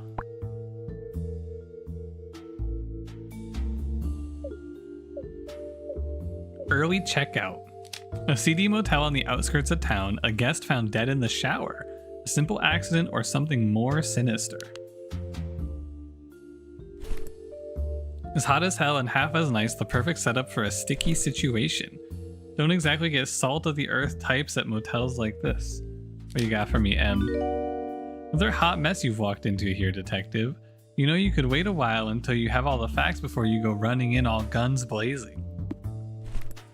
Oh, I get it. They're calling us out because we're solving these. And even the forensics guy was like, you don't tend to wait for our information before you go. Kind of fair. Torso. Body lies face down and naked in a grim, dank shower. There's some mild bruising on the right shoulder blade, which would be consistent if he fell, as the scene seems to imply. Average build, average height, nothing else to say. What's Dr. Oswald's first name again? Oh, he's not here. Signature looks like M.O. Oh. What a call. A doctor. Victim's left hand is clasped shut around the shower curtain, which looks to have come unpegged from the rail as he fell. Rigor mortis has set in, so we're going to need the guys at the morgue to free the curtain, I guess. All looks pretty consistent with a deadly fall, so if this is murder, someone's done a pretty thorough job of mocking up this little scene here. Nothing in the right hand, and I think the officer of the scene said he'd already taken footprints. Footprints? Fingerprints. Pegging? Little bit of pegging. Unpegged. Face and features. There's faint bruising on the temple and a small gash on the back of his head. The latter doesn't seem to be big enough to be the cause of death, and I can't see anything sharp in the shower that would have caused it. No blood in the surrounding area either, but then the shower had been running for hours by the time they found him. If I had to guess, I'd say the guy died from blunt force trauma, internal bleeding maybe. The extra head wound doesn't really fit the scene. The key. The key to the victim's room found on the table just inside the door. It's room 110, ground floor on the main row facing the parking lot. All the rooms are the same inside and out. A bed, a TV, a small table, and a chair set. Oh, and table and chair set, and a bathroom in the back. Officer Bolt managed to pull a partial print off of the key, one that doesn't match those of our victims. Okay.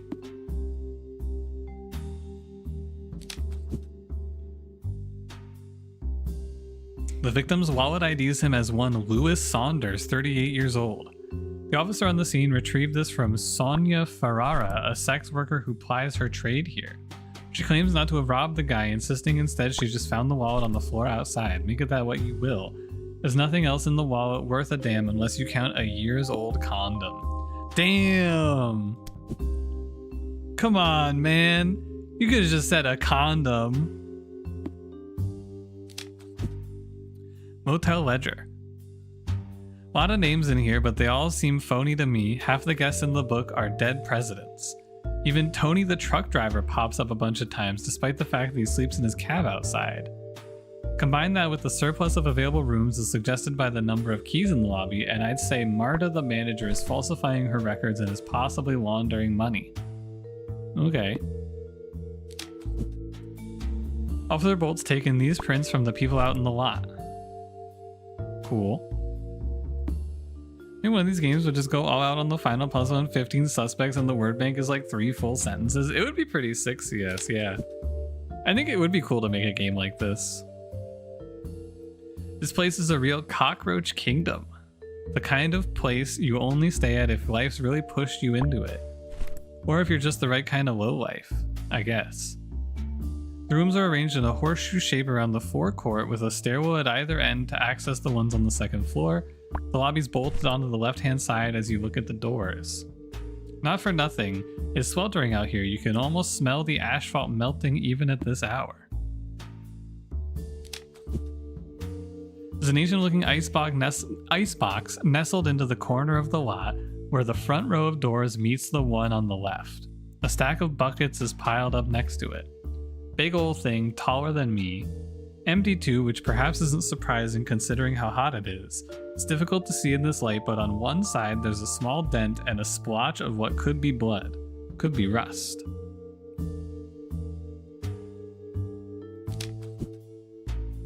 We found this in the victim's pants pocket. It's his business card reading Lewis Saunders, Business Fraud Investigation, Bulls Auditing and Insurance. Ooh.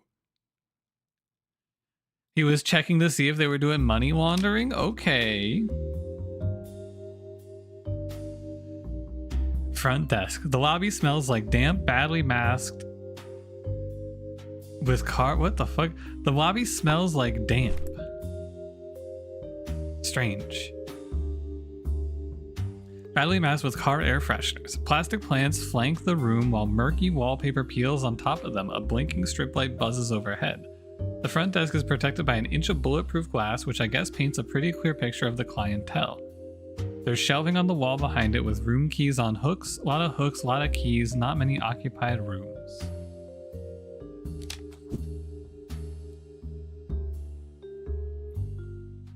The front end of a semi-truck is beached across a few of the motel's parking bays, sans cargo bed.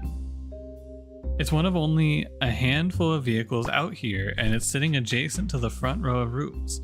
Usual stuff inside the cabin: fast food wrappers and big gulp cups, a change of clothes, and an empty motel ice bucket with a dribble of water left in the bottom. Already got this driver's statement on file. Shower. Our victim seemingly fell and died here, but something tells me there's more to all of this. The bathroom itself is in a state of disrepair, as I bet all of them are. The tiles are falling off the walls, and what was once a white floor is now the color of smokers' fingernails. I'm told that the shower was still running when the maid found the body. I guess he'd been in there for several hours at that point. If this was a murder, there's no real evidence to go on in here. Marta Kaminsky. Okay, so this is the hotel owner. Probably the one who did it. Don't know much about this guy. He was just another anonymous guest in a long line of anonymous guests. The maid simply found him during turndown, but I sent her home as she was in shock.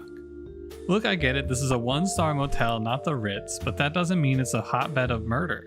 Say you found the guy in the shower, sounds like he probably just slipped and fell, no? It's sad, but it happens. Maybe it's this heat wave makes people dizzy, makes people careless and act crazy, you know? She's confessing. Tony Farrow. One minute I'm sleeping in my truck, the next minute I'm hauled out here answering questions about some dead guy I've never even met. When I crash this truck on the freeway tomorrow, it'll be because you guys kept me up all night? Okay, man. My movement's minimal. I pull up here around 7 p.m. Marta lets me park the truck and snooze in the lot. Anyway, it's hot as hell and I'm tired, so I lay down in the sleeper and crash out. Then poor Tony here gets his ass dragged out by that little pipsqueak boy in blue of yours. He's lucky I didn't knock his. You know what? Never mind. Jesus, Tony. Sonia Ferrara. I never robbed the guy, okay? I just found his wallet lying around, and I thought to myself, maybe I should pick that up in case it helps. If the guy was killed, then I don't know anything about it, but I did hear raised voices out here. Sound like some big argument. Can't say much more than that, though. I was with a client at the time. Oh. Don't look at me like that. A girl can't make an honest living. Professional copulation is the oldest job in the book. The system's rigged against people like me, you know. So sometimes the girl's gotta use the gifts God gave her. What's up, Officer Bolt? Hey, detective, nice to be working with you. I was the first one on the scene here. Looks like this guy punched his ticket in the shower to me, but I'm no expert. That said, I've been over the scene and organized a couple of things while I was waiting for you. Firstly, I found the victim's wallet on the person of one Sonia Ferrara. She's given us a statement. I also pulled a partial print off the victim's room key. It doesn't seem to match his own. So I've taken prints from a few other people just in case that's helpful. I think it's very weird that this guy isn't the first thing we see. Like, he's fourth in line here. I feel like this guy should be like the forced first conversation, right? Anyway, partial fingerprint. We got like the little triangle pattern in the middle.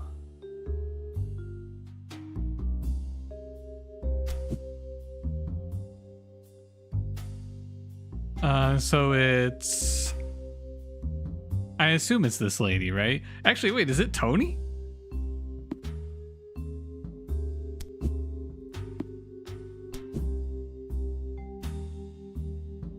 Wait a minute. Am I crazy, or is that Tony's fingerprint?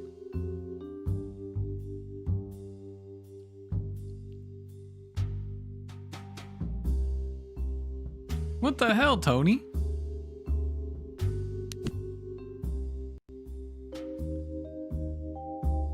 Up here around 7 p.m. Marta lets me park the truck and snooze in the lot. Hot as hell and I'm tired, so I lay down in the sleeper and crash out.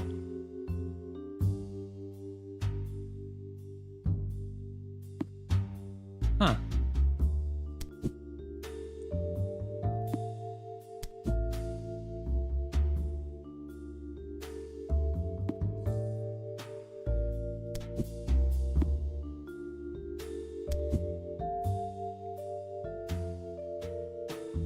I don't see anything that like obviously contradicts him here.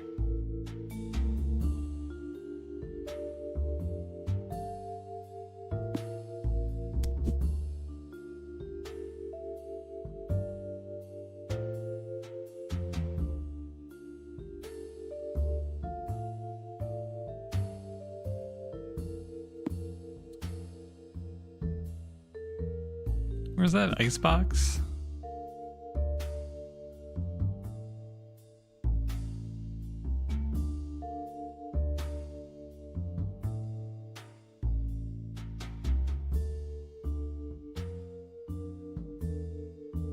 There's a small, I mean, obviously he fucking caved his head in on the icebox, right?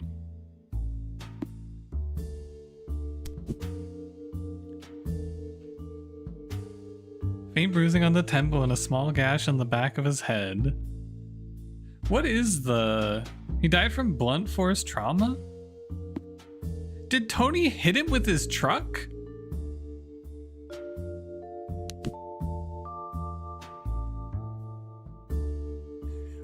Is that... Did he get hit with the semi?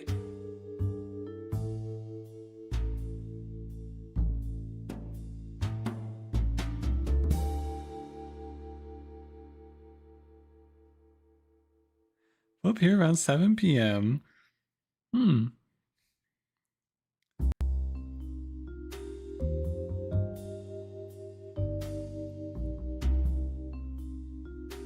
He also, he doesn't mention... He doesn't mention that he picked up the ice, right? I guess maybe he just didn't think to mention it.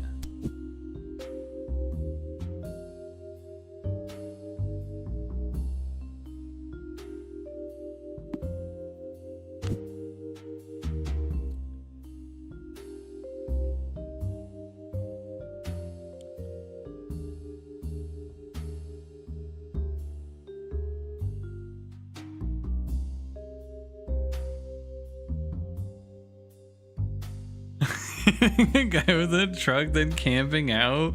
Dude, he's gotta stay incognito. Hit him with the truck and then just fucking they wouldn't suspect me if I stayed. That would be stupid.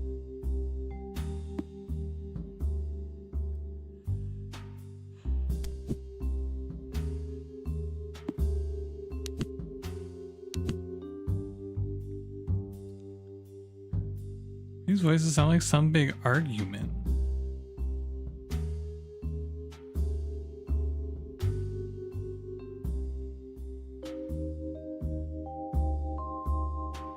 He was arguing with someone.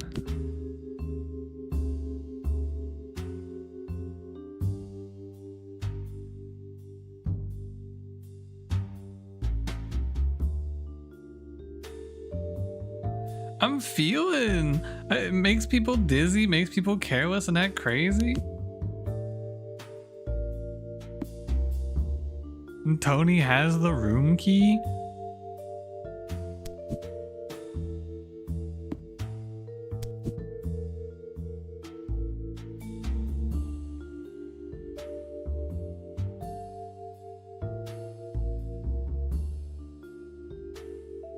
And where does she say the wallet was? We just found it lying around. Okay.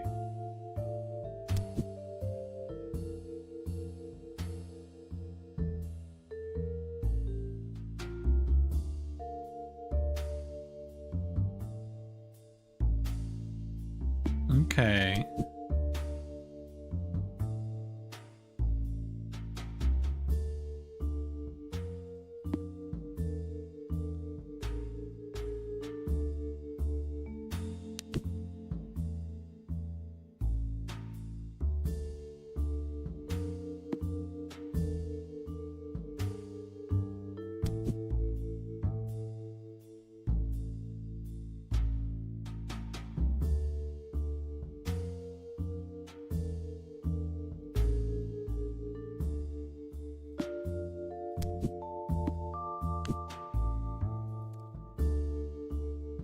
What's this guy's name? Lewis Saunders.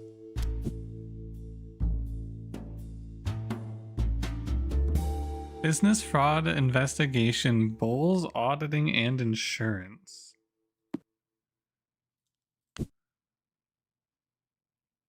I'm gonna go with Lewis died in the parking lot. I don't really feel super firmly about this, but I'm guessing It's also possible that Tony killed him because he took all the ice.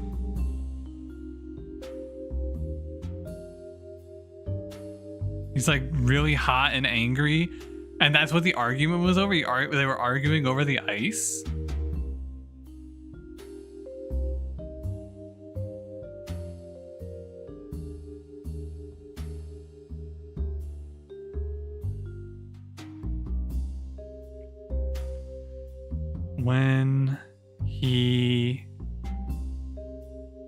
There's nothing for that though, is there?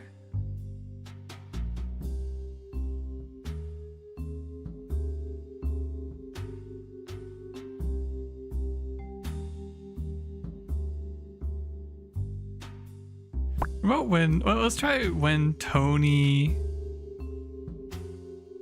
What is mid? When Tony punched him. There's no way Tony fucking punched him and killed him in one punch, right? Mid argument? Oh my fucking god, Tony broke his face in one punch and killed him. Trucker one punched the guy and then moved him into the bathroom. They were actually arguing over the ice. And then he just punched him out and killed him. This is rotten to the core with a manager cooking the books and corridors packed full of ne'er-do-wells, but for Lewis it was an unfortunate encounter outside the motel walls that sealed his fate. Of all things, it seemed like he and the hot-headed Tony got into a to-do in the forecourt over the last bucket of ice, with a single punch to the temple ending that particular row in an instant. Of course, the right thing to do would be to face the consequences, but Tony took Lewis's room key and staged a little bathroom accident while Sonia swiped the victim's wallet from the sidewalk. Owned. Fucking crushed. Punched him and he immediately died. Instant death.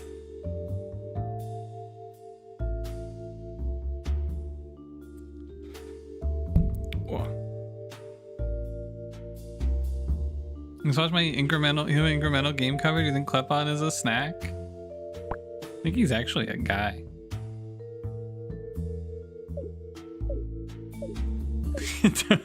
Tony one-tapped him and then went back to sleep. Kind of a Giga Chad. The Egyptian wing of a world-famous museum, a professor entombed in a pharaoh's coffin, a warning in hieroglyphics. They cursed his ass? As they're dead and the hieroglyphics scrawled all over the walls. Let's see how cursed this museum really is. Now let's get our statements first. Roy Armitage. I've been the night guard here for 38 years, and do you know how many deaths by sarcophagus I've encountered in that time? None? None until tonight, anyway. I don't really know what to make of it all, but the Egyptian wing does have a very odd feeling about it. Like a strange presence, especially since we've had that pharaoh as the main attraction. Not sure where I stand on curses and hexes and the like, but I'm not so arrogant as to believe that I know everything about how this crazy world works. I'm gonna have to arrest the pharaoh, aren't I? Do you not need a warrant to go rooting around in my trash and looking through emails? I feel like this is all just a bit much. Sorry, it's just, we're all a bit shaken up, as you can probably well imagine, Detective. Did Aaron annoy the staff? Yes. Was his personal hygiene an issue with visitors? Yes. Did he deserve to die? No, of course not, especially not in such a horrific manner. And now to cap it all off, I've got reporters banging the doors down wanting to ask me about the ancient curse. The press is gonna have a field day with this. I'm the research assistant here working under Dr. Brown in the Egyptian wing, or at least I was. He wasn't the easiest guy to work for, but nobody deserves to die like that. Do you think the curse got him? I consider myself a woman of science, a skeptic, but I'm pretty freaked out about this. Like, how can you end up inside a sarcophagus like that? The whole thing is creepy as hell. Up to you, kind of cheat sheet for the hieroglyphics so you can translate the warning we found written in blood on the walls. Hey, it is Dr. Oswald. We do not know his first name. Hey detective, here we are back at it, huh? Murder in a museum of all places. Digital Forensics has done its thing and I've pinned some relevant looking emails up on the board for you. This obviously won't be all the relevant stuff, but it will hopefully be enough to point you in the right direction while we scrape what's left. One email in particular that caught my eye, an all-staff one that just reads a bit funny to me. Alright. I wonder, Detective, if one day soon we'll think of people like you as ancient history just like these mummies. That day can't come soon enough if you ask me. Dude, what a fucking hater, hello? Not this hokum again. Someone's following me around and I think they just want me second guessing myself. I'll add this note to the collection. Think Dr. Oswald's the note taker? He might be. Pierce's lore victim suffocated to death inside an ancient sarcophagus, but there's no real way to tell how he got trapped in there in the first place. There's a bump on the back of the head consistent with blunt force trauma, but it's difficult to say if that was fatal or not at this stage. That could have happened before his unfortunate entombing. His face is contorted into a grimace. The poor guy was probably panicking as the air ran out. That would be brutal. Looks like the victim spent some time trying to claw his way out of the sarcophagus. His hands are bloody and scuffed to hell, and his fingernails are bent and broken. Trapped in a stone box, slowly suffocating. Terrible way to go. The museum. The National Museum houses a range of anthropological exhibits replete with skeletons, artifacts, tools, and weapons. In the Egyptian wing, the last of the 3 dusty square rooms acts as today's crime scene. We have a body found trapped inside a stone sarcophagus, hieroglyphics scrawled in a bright red paint all over the walls, and a small handful of suspects. So we're either looking at a dead pharaoh seething with anger or something a little more mundane. I hope it's the pharaoh. Email 3, let me go for email 1. Nope. A flyer for the current exhibit in the museum's Egyptian wing, promising a treasure trove of unique ancient artifacts. The star of the show is the newly excavated sarcophagus which used to bury Pharaoh Zom III. The pharaoh's body is currently undergoing study in the museum's research department, but the coffin itself is a sight to behold. The flyer notes that this is the largest collection of wares from the ancient world in the Western Hemisphere. Nice. I think we're in England, huh? Where's email 1? Why is email 1 over here? To Brown from Voss. Brown's the dead guy. Aaron, forgive my brevity, but we have now had multiple separate complaints from museum guests about your personal hygiene when you're working on the exhibit floor. This guy fucking stinks? This really shouldn't be an issue, and is nothing that some basic regular bathing and a bit of deodorant can't solve. Jessica Vaz, Curator, National Museum, Gods of Egypt exhibit now open. You think someone just smelled this guy and went, we gotta kill him? To all staff from Voss. Today, whenever we talk to visitors, please be enthusiastic about the displays. Let's please act like we know our stuff. Today and tonight, I'd like you to think about your favorite hieroglyphs. Curator, gods, okay. Cheat sheet? Give me hieroglyphic translator sheet. I don't think that hieroglyphs corresponded to letters. I'm pretty sure that's not right. So we got TH. I'm assuming this says thanks. Or maybe thank? No. TH. What does single feather mean? Because 2 feathers was W. Am I supposed to assume that means you? No. Do you guys see? Oh, here it is. It's I. THI. Circle hand is what we're looking for here.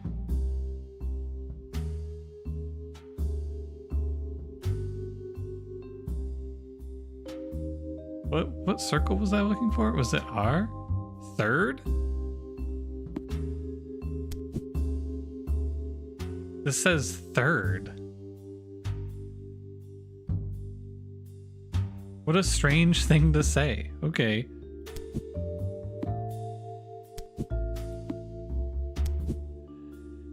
To Armitage from Brown.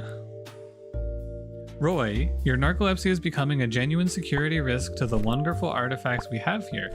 Last Tuesday was the third time I've had to revive you from your beauty sleep when you should have been keeping watch. If it happens again, I'm going to insist to Jessica that we find someone better suited to the job. I don't care if she is your dill. I know she'll take this seriously. Okay. Security guard loves sleeping. To Voss from Jones. Jessica, I don't want to be writing this, but the fact of the matter is that the museum is in dire straits and its benefactors are getting nervous.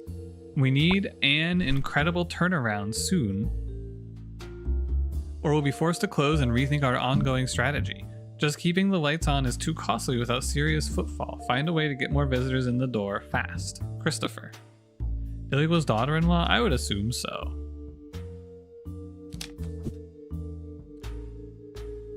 Talk of some sinister curse is all thanks to the hieroglyphics found painted on the wall in blood red paint. Man, it would be sick if I could just like pin side by side here, huh? This is a golden idol puzzle, but without the golden idol like ability, you know? So I'm pretty sure this is the, and this looks like 2, right? Oh. Yeah, okay. We can do a little cryptography here. This is to the. So this is an E. This is a T. This is an H. E blank TH.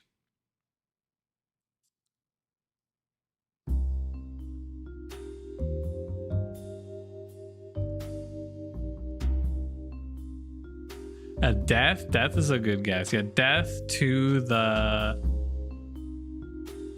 D something T something.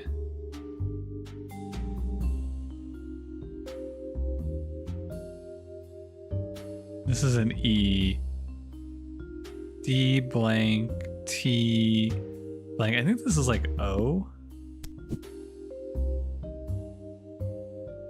Okay, so foot is B and the hook is an S.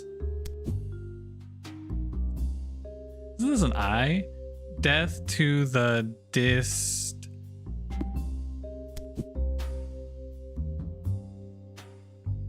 There's like a little bit of a, okay, it's U.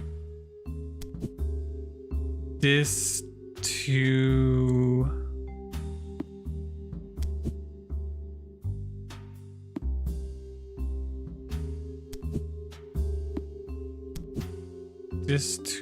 disturber.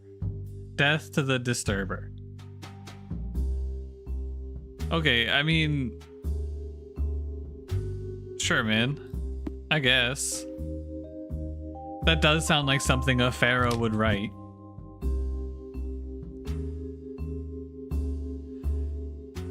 I took a look through the trash in Jessica's office and found a few ripped up bills and memos alongside a chart showing a dwindling number of the museum visitors over time.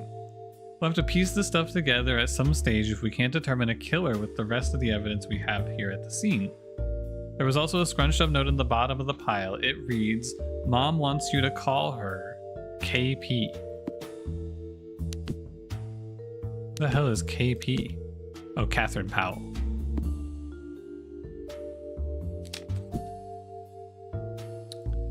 Sarcophagus. In the center of the room sits a huge concrete coffin ornately carved with images of cats, gods, and pyramids. It's quite an imposing monument. There's a real sense of gravitas about it. The victim is still inside. The coroner asked us not to disturb the body for now. Had to move the coffin lid, and that took a few people to do. There are scratch marks on the inside of the lid, suggesting the victim was conscious in there for a while before expiry. CCTV footage. Inside the security office, there's a bank of small monitors with camera feeds coming from various parts of the museum. The Egyptian exhibit itself has a live feed from 3 cameras pointing at different parts of the room, including the sarcophagus. Unfortunately, the footage from the night in question is apparently corrupted with no way to recover it. The security guard maintains he saw nothing out of the ordinary, and he looks pretty shaken up and exhausted by the whole situation.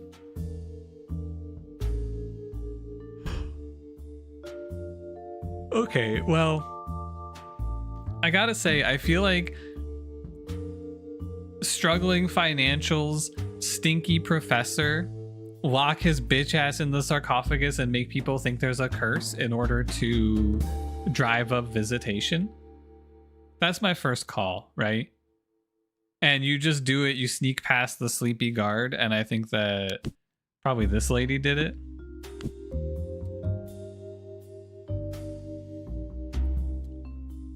I'm just gonna say his death would revive the museum.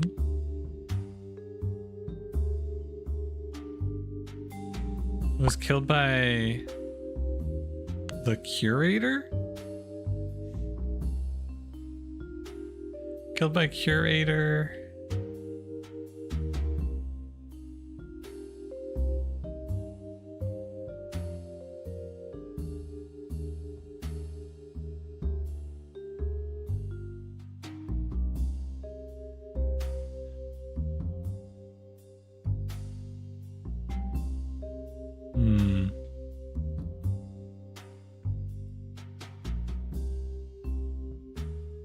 I don't understand this block.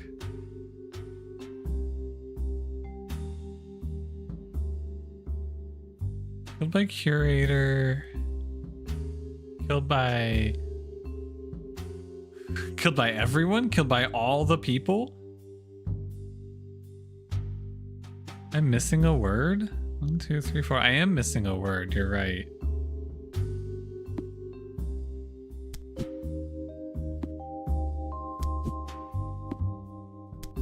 Holler if you see it.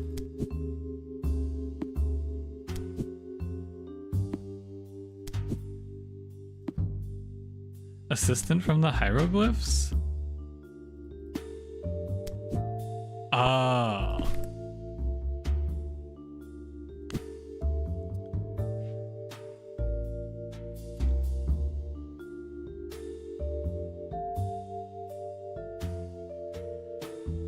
I don't think it's curator, right?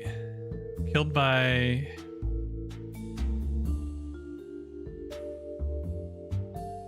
I guess I should go look at who.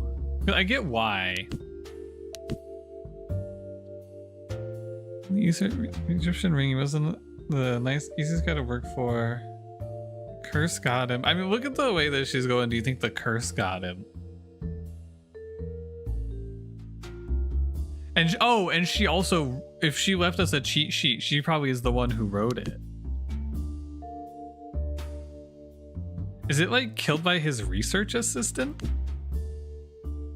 But there's no his. Killed by research assistant. But I feel like if I'm going on this death would revive the museum, I feel like it has to be the curator, because why would the research assistant? I mean, maybe she was just in on it.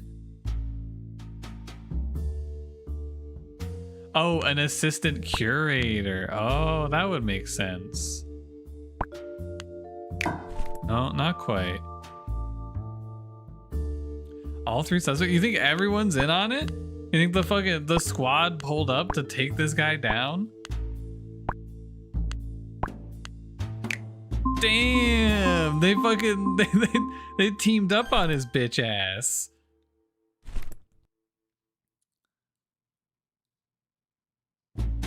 He stinks so much. Coded emails suggest collusion. Suspects are all related. Oh, weight of sarcophagus lid. How did they get in there? All 3 of them had to work together. I wish I should have reread the emails because I didn't dig into those at all. That's my bad. I should have read the emails again. Narcoleptic security guards and odorous professors to one side and look at the facts. This museum was struggling to stay afloat with debtors closing in and jobs on the chopping block. Seems to me that the killer ancient curse would be just the thing to reignite public interest. Doc Brown was an obvious patsy, given that his being there annoyed more people than it pleased, and besides our other suspects all seem to be related. A coded all-staff email saying, "We act tonight," implicates all 3 of them.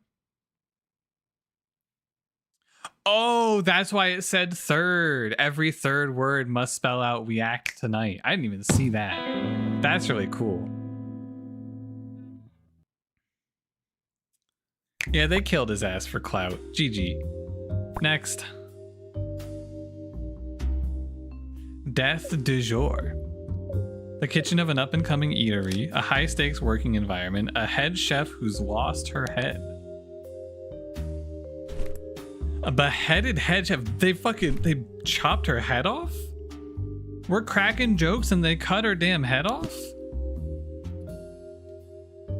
Esme Solomon. My Penny, my gorgeous, wonderful Penny. I just can't believe this. I can't believe it. Her head? How can you ask me questions at a time like this? Am I a suspect? I don't know what to tell you. You can't expect me to think rationally during the worst hours of my life. Her head, oh my god. Okay. Aziz Hassan. This is just crazy, man. I've worked here for a couple of years now and I thought I'd seen everything in this kitchen, but this is crazy. I'll be honest with you, Penny wasn't well liked around here. She was a pain in the ass to work with and her menus were just getting weirder and weirder. And she'd fly off the handle at the smallest thing, you know? I had my problems with her, but I didn't kill her. If I was going to, I wouldn't serve her head up on a plate. I'm not insane. I'm a chef. They chopped her head off and served it on a plate? Holy moly. I read a lot of murder mystery books, you know, so I know what you're looking for here. Means, motive, and opportunity. I'll save you some time and say I do have the middle one. Professionally speaking, I'm hungry, ambitious, and up until today, this place was a dead end for me. Who knows now, though? I didn't kill Penny. I'm not exactly cut up about it because she was a living nightmare, but it wasn't me. You know who had the most reason to hate her? Jimmy. This whole sordid affair stinks like his handiwork to me. Fucking Jimmy. Jimmy Beast did it. Oh my god, Jimmy did it. Look at this guy. I stay out of the politics round here for my own sanity. Not that ever stopped Penny from throwing stuff at me whenever she lost her when she got angry. She fucking scarred his ass? Damn. I'm not a small guy, you know. If I was so inclined, it's not like I couldn't have defended myself. But I'm a pacifist. I just wash the pots and pans. I'm just the guy at the sink, not a killer. It's the chefs who are the crazy ones. Jason, Aziz, Penny, they're all crazy if you ask me. Stop from saying she lost her head.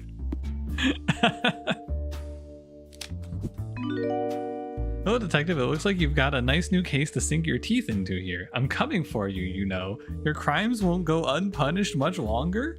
What the fuck?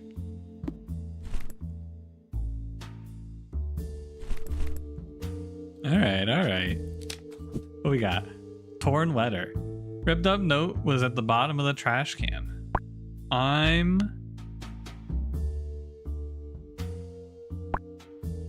not signing your stew.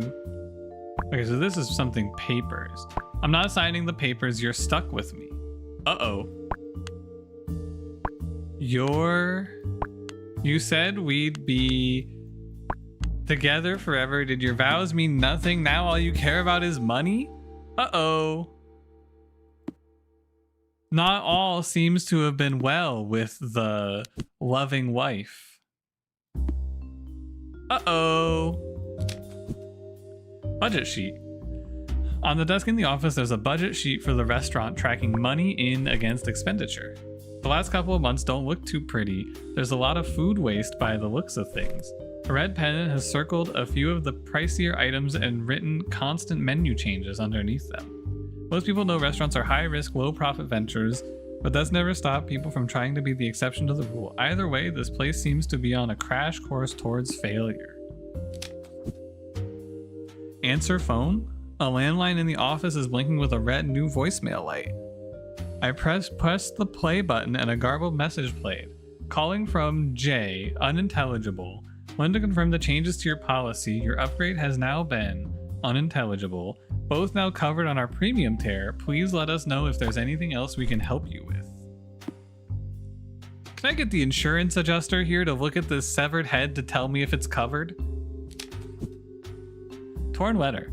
Revoke your membership to All Aboard. Ours is a friendly institution built on a mutually fostered culture of fun, friendliness, and a general love of board games as a pastime, rather than on cutthroat competition and gloating. Members have variously complained about your somewhat intense behavior, which more than one person has described as sociopathic. I'd like to remind you that the small paper money in these games isn't real. We're just playing for fun. Handwritten note, found in the victim's pocket. This crap with the menus has gotta stop. I know you're trying to make the place seem impressive, but right now we're impressing literally no one. There's zero cohesion in these dishes.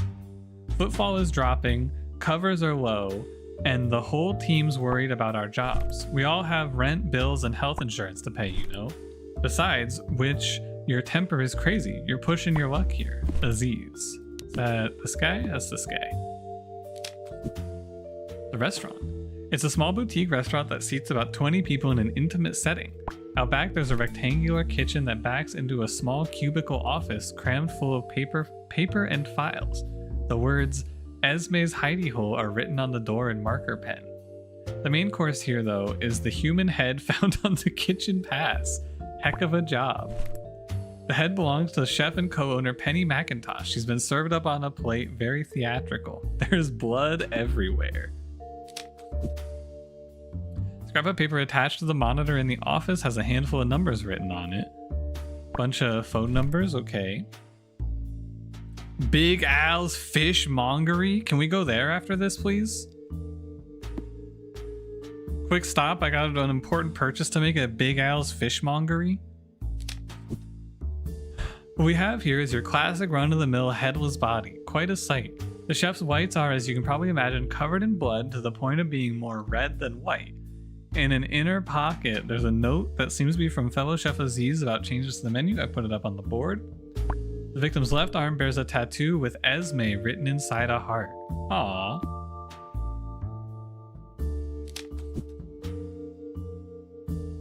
The most notable thing about this face is that it's been sheared clean off its shoulders. The head sits proudly on a dinner plate, which has been displayed on the pass with some decorative leaves as a side dressing. Someone's sick idea of a practical joke, I guess. The cut is neater than you'd expect, looks like only 1 or 2 hacks. That's restaurant grade knives for you. The one in my kitchen couldn't cut an apple. Should sharpen your fucking knives, man, hello? Meat cleaver? I think we have ourselves a murder weapon. A huge bloody meat cleaver was found stuck to the underside of the pot washer's sink with lengths of blue tape. Blue tape? I don't think we need the guys in the lab to tell us that the blood will match our victims. The key question is, who hid it? This was a very public killing, so I can't see what hiding the weapon would be in service of here. Tested it for prints, but the killer wasn't so kind as to leave us with any. There's a newspaper page from last week taped to the desk in the office, a piece with a 1-star scathing review of the restaurant. Ooh, blue tape, by the way. The review suggests that the menu lacks focus and that the staff could frequently be heard shouting at one another in the kitchen. The vibes were off, the food was confused, the staff were explosive. All told, it felt like they'd made a meal of things in all the wrong ways. Okay. Menu. There's a short dinner menu printed on one side of paper on one of the workstations. Someone's taken a pen to it, crossing things out and adding new courses. The handwriting matches the ripped up note I found in the trash. Edits included. It looks like today's service was going to go as follows. Scallop and pumpkin ravioli with parmesan and horseradish juice. Potato fondant, whole mullet, burned samphire. Curried eel eton mess. I don't know, man. Sounds good to me. I don't know if I'd eat the eel. So, wife 1 was trying to divorce dead wife. Dead wife said, I'm not signing the papers. Sorry, anonymous note. Note left next to the severed head made using newspaper clippings. Reads, that's the last time you lose your head at me. Oh no! Was it really the dishwasher? Nice play on words. I'm getting the impression that our victim was known for making more than the occasional outburst in the kitchen. Either way, there aren't many fingerprints on the note, and there's no real way to tell who made it. Legal papers. Stubbed my toe on a thick letter-sized envelope that had been stuffed under the leg of the kitchen workbench to keep it steady. It has a watermark in the corner for Quinn Family Lawyers, next to which someone's written, "Please review these terms ASAP. They're more than fair. It's been here a while. The envelope is covered in dust. It's not been opened." What the fuck, man? What is going on in this place?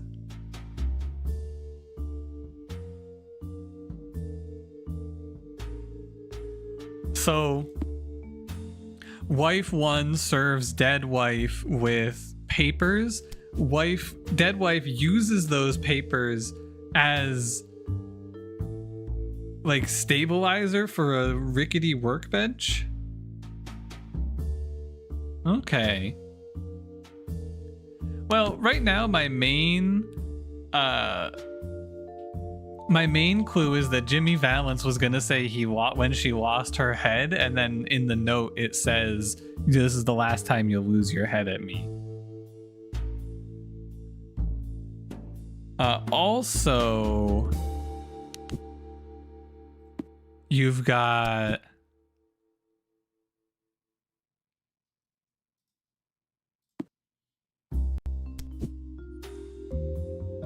the blue tape, right? You see the different tapes here.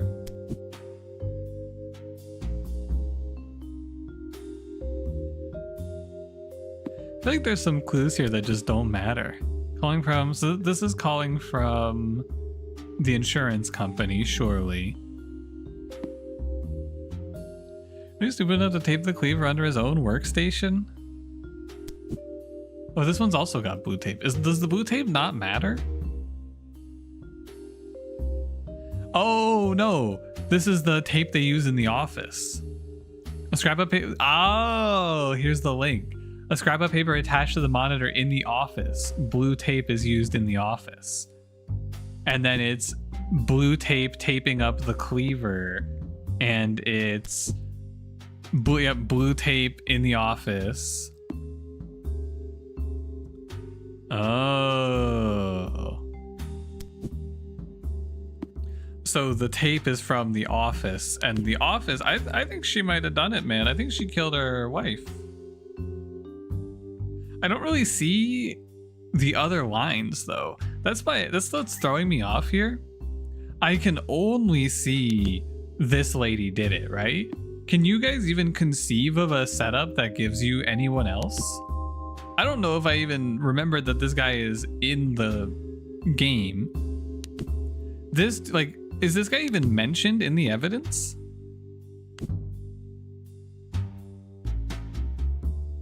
I'm pretty sure it's just Esme beheaded Penny for the life insurance money, right? Am I crazy? Maybe the guy who's sending us notes is right. Wow.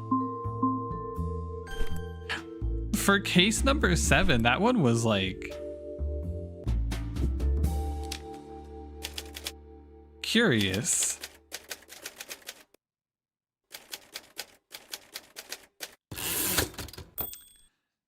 Contact with insurance provider. Knife tape also found in office. Yeah, this is like the only actual link is like insurance provider, knife tape. This is like a case 1 case. Yeah, I'm like, this one feels like we got it wrong, doesn't it?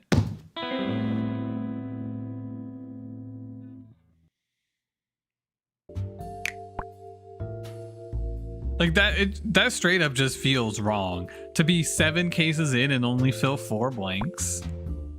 I'll be interested to see, because if they don't stick the landing here, I'm gonna go, oh, that kind of sucks. Oh yeah, here we are. You see, that one was too easy. Now we're getting a little bit of a flashback. The wood for the trees. 7 years ago, your first case, a suited man in a forest clearing. There wasn't much to go on. Okay. I don't like the woods. They give me the creeps. Pretty secluded out here. This guy's lucky anybody found him at all. What we got? Paul Rogers. This isn't something you stumble across every day, is it? I'm a lover, not a fighter, you know? But yeah, I was coming through here with my dog Winston here, and I stumbled upon this guy lying here. I always wondered if I'd ever be one of those dog walkers you see on the news who finds bodies, and here we are.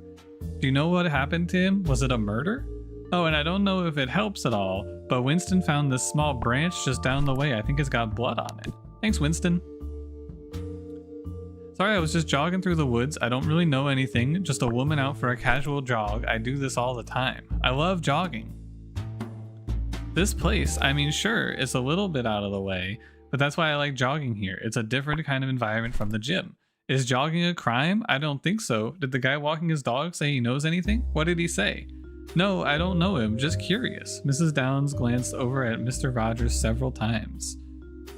Ma'am, could you be more suspicious, please? Nigel Quinn? The British are here? Since you dragged me out of my house at such an unreasonable hour, I want to cut you off at the pass and save us all some time. You're gonna read some ancient news stories about me, about a trespasser, about a hunting rifle, and about a mishap that happened in these woods years ago. The fact of the matter is that I'm the landholder of these acres, and I'm entitled to protect them if I think someone's up to no good. But that's neither here nor there, because I had nothing to do with all of this. Mr. Quinn smells strongly of alcohol. 79256671098. Call the number found on the note in the victim's pocket. What the fuck? You call the number found on the note in the victim's pocket just a bunch of Russian and then gunshots? Do you guys think it's cheating to Google Translate this? Anyone speak Russian? I'm gonna put this into Google Translate. You can't stop me.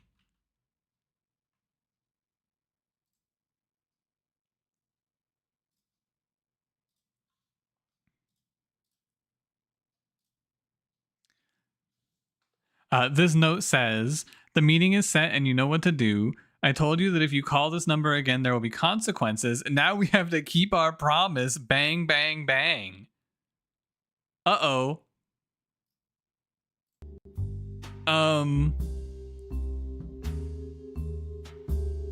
Oopsie. Guess we shouldn't have called. Teehee.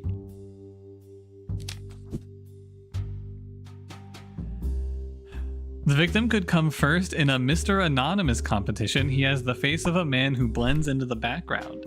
There are no injuries to the face or head, just a bit of mud and a pair of sunglasses that have since fallen off to the side, presumably when he hit the dirt. Okay. There will be consequences. Kills myself immediately. Honestly, pretty sick.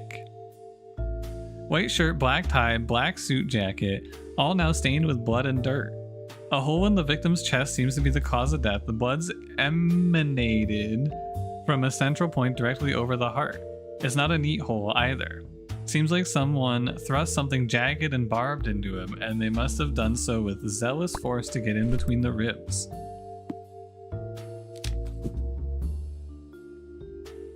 The victim was lying next to a 9mm Glock 19, which the team has since matched to the bullet found in the nearby tree. The leather gun holster and inside the waistband IWB number is faded and set in from years of wear.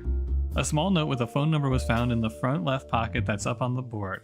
There's no ID and nothing in particular we can trace about this guy other than the fact that the gun serial number looks to be service issue.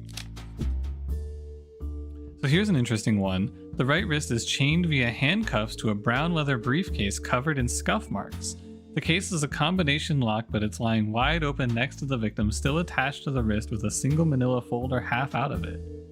In the case's inside compartment, meanwhile, there's a postcard picturing a forest with a handwritten note on the back. I've put the folder and the postcard up on the board. Okay.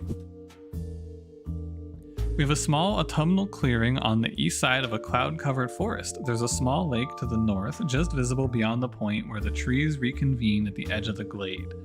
Dark and creepy forest or untouched romantic beauty spot, I guess that's in the eye of the beholder. Either way, the body was found by a jogger and a dog walker who were allegedly just passing through.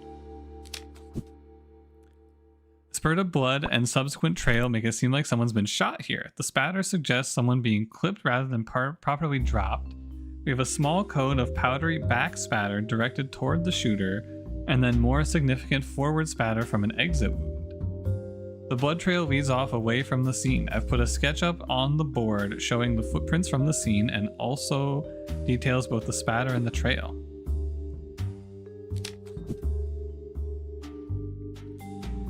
The front of the postcard has a picture of a pine tree forest backing onto a lake with the words "especially for you" across it. The back is altogether stranger. There's no stamp and no name, just a string of seemingly random words scrawled in faded ink. Evaded, articulate, stabbed, toy, color learned, ears argue, round indigo, nor gallows, first meeting.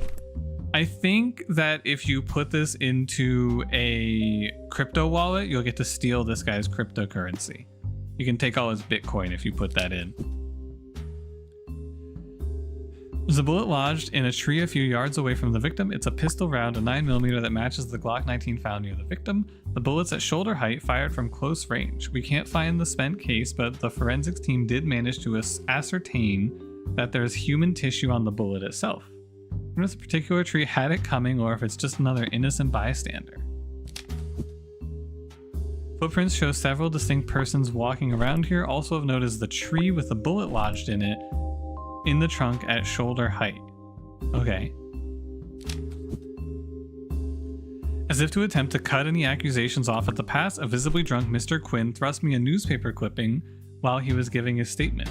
It's a story from an old issue of the Daly County Gazette, the salient part of which reads, "The manslaughter charges have since been dropped with a self-defense precedent having been cited in court. Speaking to the Gazette, Mr. Quinn said, I have the right to act as an agent for justice on my own land. If trespassers choose to break into my property, I have every right to act accordingly." Okay, man. We should do more killing of people who walk on my property. An old dumb phone was nestled into the mud near the victim, the indestructible kind from the early 2000s. There's nothing in the messaging history, and the call log just has a couple of incoming calls from a withheld number. Well, I spy a little picnic hamper haphazardly covered in leaves behind some bushes no more than 10 feet from the crime scene. Inside, there's some bread, cheese, cured meats, and a bottle of wine alongside a note reading, "Wait for me here and I'll be along as soon as I can, XXR. Oh, and there's some dog treats in here too, of all things. It looks to me like someone was going to use this place for some kind of special meetup. XXR. Dude, these two were having a secret affair? Rosaline and Paul, they were having a secret little rendezvous? A muddied manila folder pokes out of an open briefcase, still attached to the victim's wrist via handcuff chain. There's nothing in the folder, but creasing on the spine suggests it was until recently stuffed with paperwork. It's the kind of anonymous, unremarkable thing you'd keep the world's worst secrets inside, like the DOJ or Ministry of Defense stuff, or nuclear missile codes. What the hell was going on in these woods? Phone number. The victim's jacket phone had a crumpled note with what looks like a foreign phone number written on it in marker ink. Called the number and somebody answered, but I couldn't understand what was said and they promptly hung up on me. I have a bad feeling about what's happened here. Maybe I shouldn't have dialed that number. Okay. So that's all of our info. So obviously, Russian mafia kidnaps this guy's wife, something. I don't know who. He's gotta make a delivery for them and they handcuff a briefcase to his wrist. And then he gets ganked, dies, and they steal the information. Who stole it though? Because it sounds like these two were meeting up to have a nice romantic dinner, and this guy, he's just like whatever, you know? There's a fourth guy, right? There's whoever he shot, obviously. Is it this one? This is the one.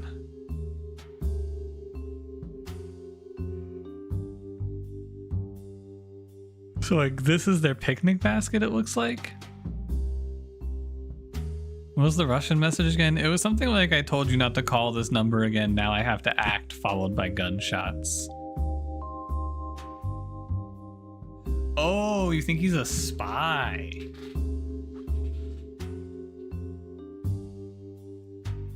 Or he was like killed by an enemy spy? And what, this guy's a secret agent? But he was stabbed, right? He was stabbed with a branch? Yeah, he was stabbed with a branch.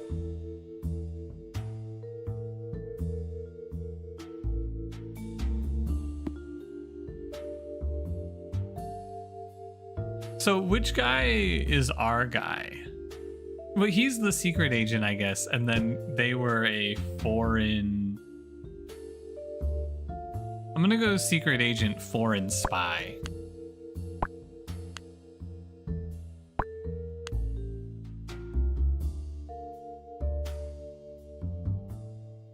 Am I blind? Where's secret? Oh, sorry, special agent. Yeah, okay. Well, easy one for me, man. Government guy was killed in an info exchange gone wrong. Sorry, are fucking Russian secret agents about to come beat the fuck out of me for the murder mysteries?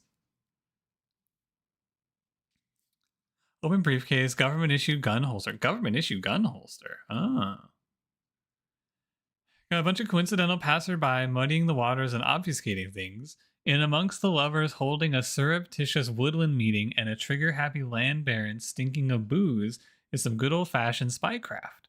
Our John Doe here bears the hallmarks of a G-man. I think he was meeting a foreign agent to share some government secrets, albeit with some classic double-crossing. Our man fires a shot after he hands over his documents and clips his target. Unknown party improvises a deadly weapon out of a nearby branch. One dies, one gets away. Wow, you lost to a guy. You have a gun. This guy has nothing. And he just rips off a branch and stabs your ass? That's crazy. This guy was not a very good secret agent. So what? The last case is going to be something to do with this?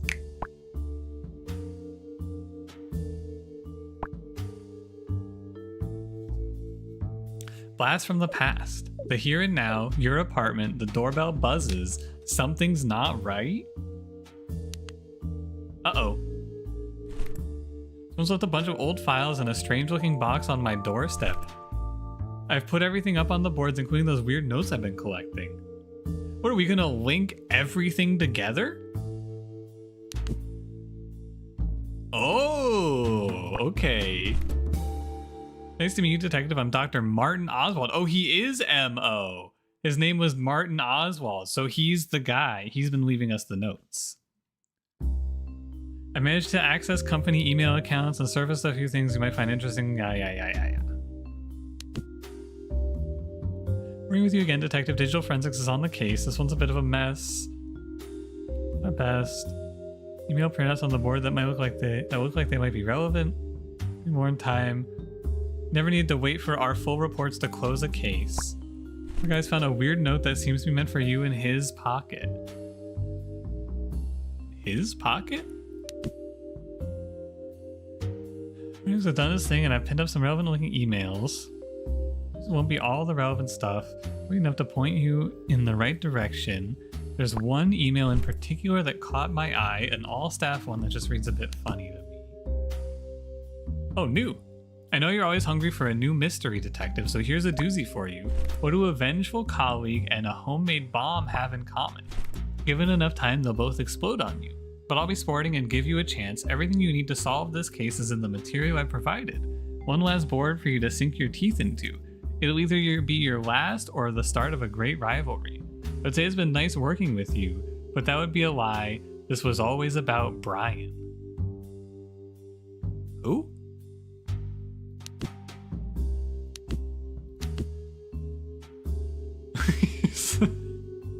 Yeah, look at his face get progressively angrier at us. Does anyone know who Brian is? Who the fuck is Brian? The dog? Hold on, I gotta go look.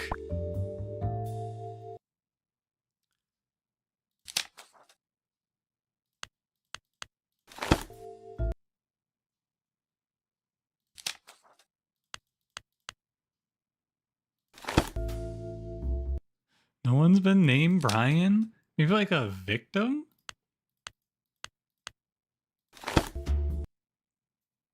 I don't think anyone's been named Brian. This was Paul.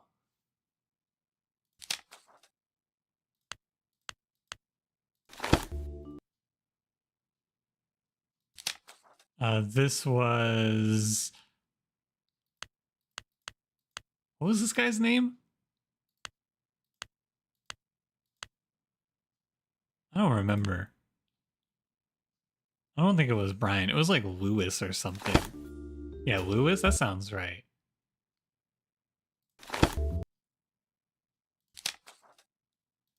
Roy, Jessica, Catherine, and then you were... This guy's name was like... It started with an A, didn't it? Brian's the dead guy in the forest? Yeah, it's probably something like that. Aaron? That sounds right. Alright, let's start flipping. Shopping invoice. It's a shopping list from the case in the Country Manor House. On the back, someone's written, "You wouldn't know loss like me, detective. You act like a man unafraid of consequence." In the bottom corner, so small as to barely be legible, is the phrase, "Yellow isn't cowardly." Okay. Reverse. It's a huge sheet that just has one thing on it, the word reverse written in huge letters. It's printed backwards in a multicolored font. Reverse. Leaflet for attack, the animal rights group from the case in the science lab. There are a couple of things scrawled on the back. First, another diatribe aimed at me. If you can, detective, try to understand the sequence of events here. You stumble into a crime scene, you decide to make a phone call at a very sensitive time, and a man dies because of it. How is that fair? And in tiny lettering, you'll see red in the end. Oh, so this is about the guy who got shot at when we made the phone call. That's what this is about. I get you. This is the hieroglyphic translation sheet I was given during the museum case. Someone has drawn 9 circles on it. V E and this says vengeance. V E vengeance. Yeah, okay. I'd like to solve the puzzle. They're from the restaurant case, designed to make it look like the chef had seen red and killed their boss. There are 2 things written on the back. Firstly, the words "above your pay grade" in angry handwriting. In the bottom corner in small lettering is the following phrase, "Violets and roses stand together." What if these weird notes hide some kind of secret code? Oh, these have, because of the like writing in the background? Yeah. This must go here?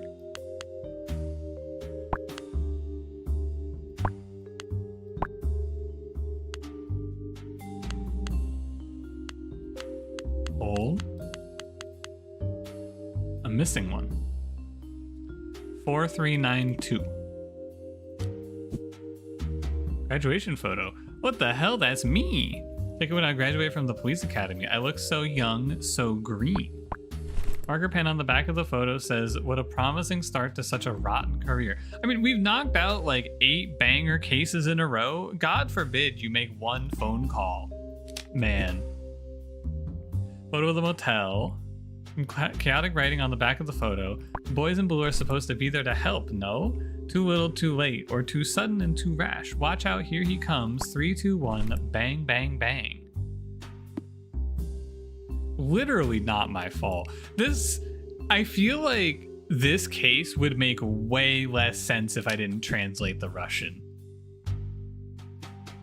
There's a hand-carved wooden box bundled in with the rest of the files. It's about the size of a lunchbox made of mahogany and is well put together. Can't even really see the hinges. I think it does want opening though. There's a digital keypad embedded into what I think is the lid. Put my ear to the box and there's a very faint ticking sound coming from inside, which doesn't seem great.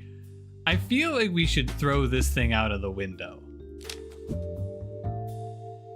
Brian Oswald, in loving memory. We order a service for the funeral of a man named Brian Oswald. The wording describes him as a beloved son and brother gone before his time. There's a short eulogy inside that says, Brian gave his life in service of his country, but he was much, much more than just a decorated and respected CIA operative.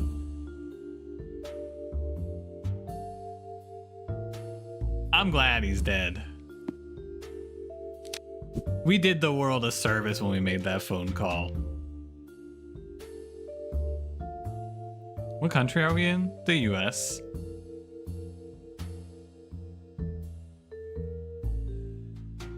I think this is the manila folder from the first proper case I solved as lead detective.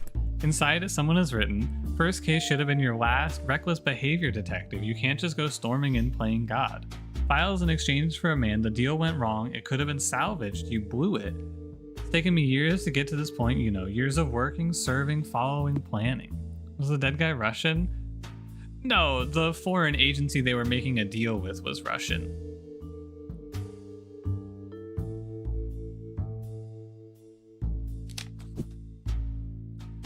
The staff roster from the night of the Penthouse card game. We had 4 suspects and 1 woman pushed to her death that night. On the back of the sheet in tiny lettering is the phrase, "You'll put green in between." The photo I took of the glove box from the case with the mistaken hitman when our quest for revenge got out of hand. Back of the photo, somebody's written, "I wonder why you never followed up on what happened with the call you made to the foreign phone number. Are you too yellow-bellied to learn the ramifications of your actions?" Brian, the one who got shot in the call? Yeah, I don't know what's going on. It does feel like Brian got shot in the call, but then who was the secret agent? Maybe... I don't know.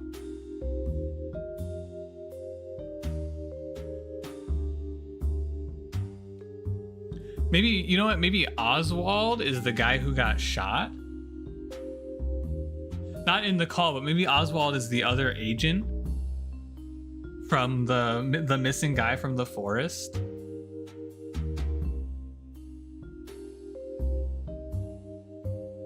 Are we investigating that phone number? To be fair, if I found a dead guy and he had a phone number on him, I would definitely call it.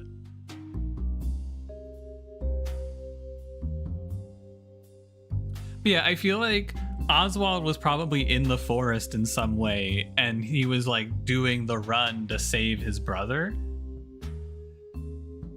And his brother fucked up as a CIA agent, right?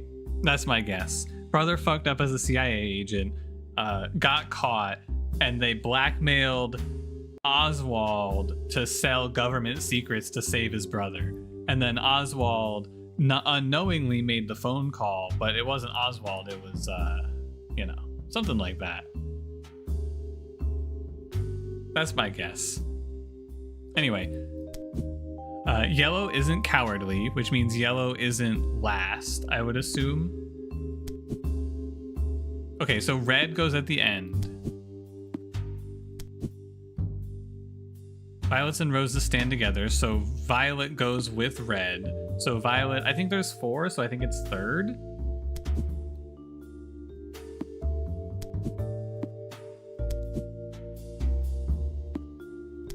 What's the other card? Green, I think, is the other card. You'll put green in between. So I think it's yellow, green, violet, red.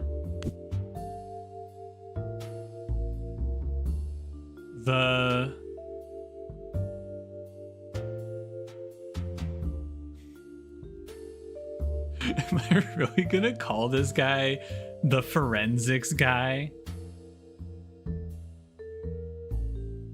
He wants, give me his brother, right?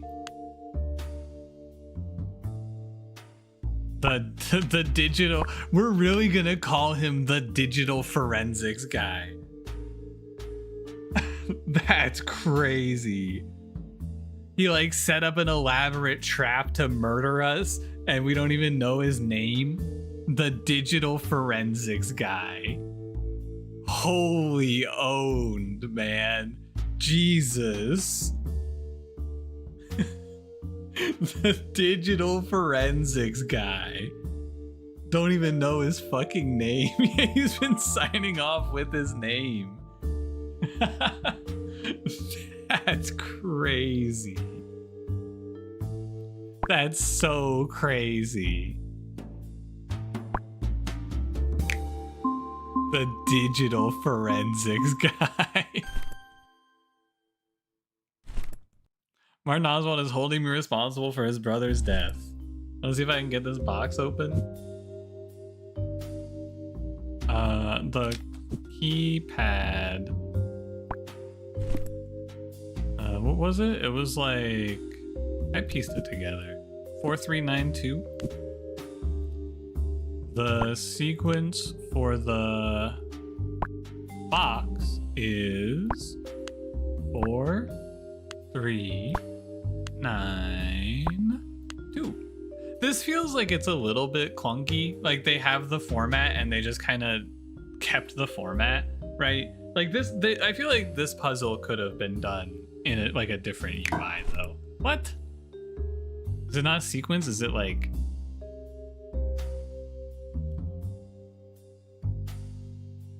Is it not 4392? 4392. Oh, reverse. Okay, so it's 2934. That one's a little strange. No, it's not 2934. It's the word code? Oh, where's the word code?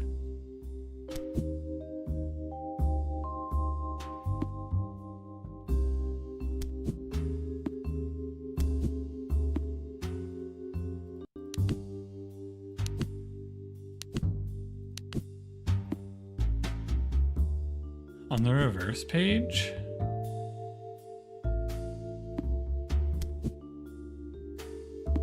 Bag? Where's the bag? This? Oh.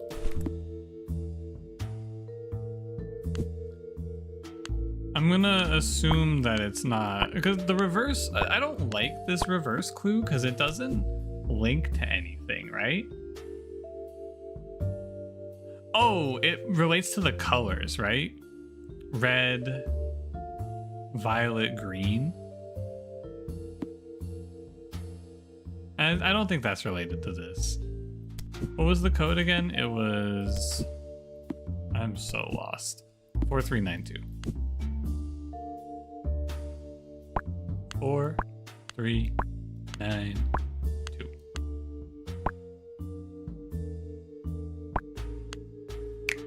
There we go.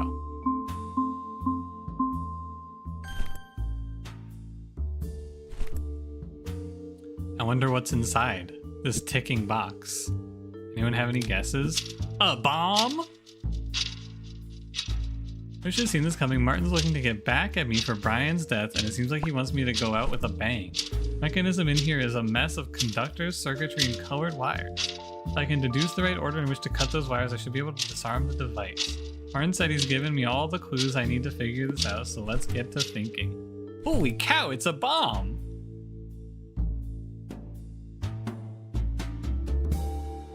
This guy just dropped a holy cow, it's a bomb on me? After all of that?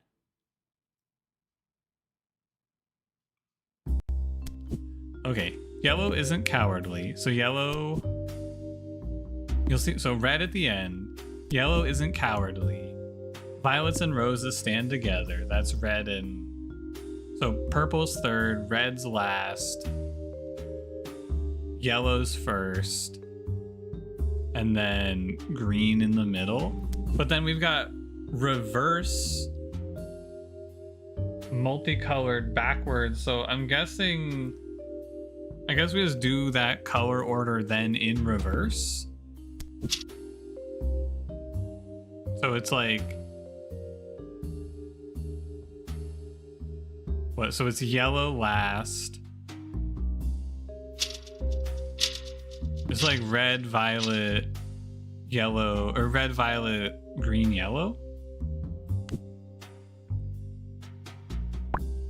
The sequence to disarm the bomb is maybe the last three reverse because there's no yellow on the poster. I don't know. That feels a little bit like a little bit curious, right?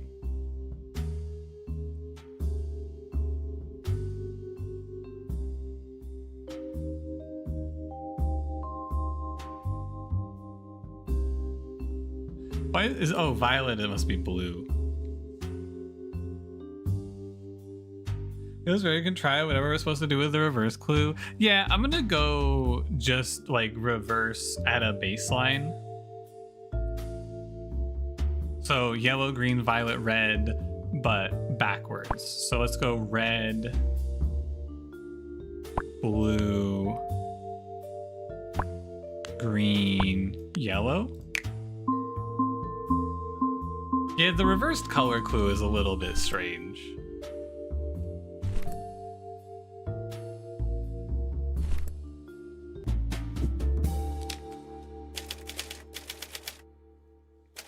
All right, here we are. When a CIA agent handed over intelligence secrets to a Russian asset 7 years ago, he did so in exchange for the release of fellow agent Brian Oswald. Sadly, the deal went south and Brian was killed, sparking a lifelong quest for vengeance from his younger brother, Martin. Martin soared through the police ranks to become head of digital forensics, all to get to me, whom he blamed for his brother's death. My insistence on solving cases before waiting for full DF reports only stoked that fire. What followed was an elaborate waiting game, with Martin biding his time and plotting his ultimate revenge, a homemade explosive with my name on it. Luckily, I was able to solve his elaborate puzzle and disarm the bomb. I alerted the precinct, but our man was long gone, disappearing into the night to, I'm sure, cook up some fresh trial for me to face in the future. I've no doubt I'll run into Martin Oswald again, but for now, it's time to get back to work. This is a little bit of a strange one. So, the agent who was dead in the forest is just a random guy. And somehow Martin found out about the fact that we made that phone call. Anyway, it says one more. Is there another case? That's one more mystery. I think I need a hint here, actually, guys. Martin has scattered color clues. Mystery solved. That's one more. Fuck. One more mystery. That's solved. Nope. Fuck. Solved mystery? More one. That's...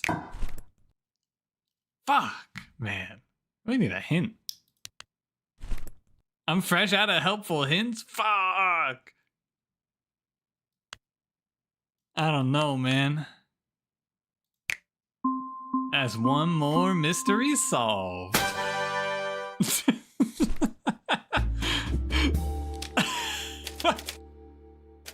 Oh my god. Martin has a lifelong grudge against you for getting his brother killed in a CIA agent exchange gone wrong. Pop confetti. Ta-da!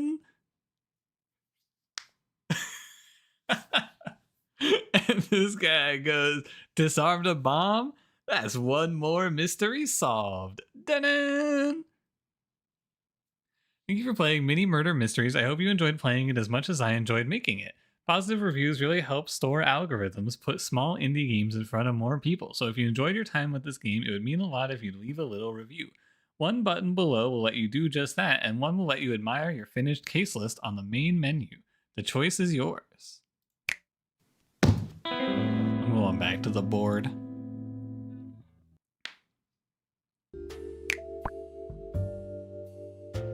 Okay, 3, 4, 5, 6, 7, 8, 9. Yeah, okay. Cool. This game was fun. I did really like this goofy ass detective we played as. I think he's not quite, but he is a little bit approaching Declan Ward status.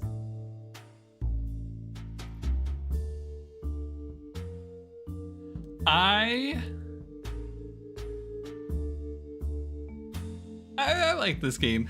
I do feel like this case was kind of extremely weak. I don't know. I feel like this case was a little bit underwhelming. Esme beheaded Penny for the life insurance money. And like this one actually made me, I was like, oh man, are we about to get some sort of like crazy pop off? And it was just that's just what it was. She just cut her wife's head off. There was no real mystery there. There was no setup, you know. But I feel like this case is a really, really strong tone setter. This case pops off. There's a second hidden solution. Yeah, something like that would have been kind of crazy. I think the problem is, how do you set it up so that the player doesn't stumble into the correct, like the true ending solution, you know?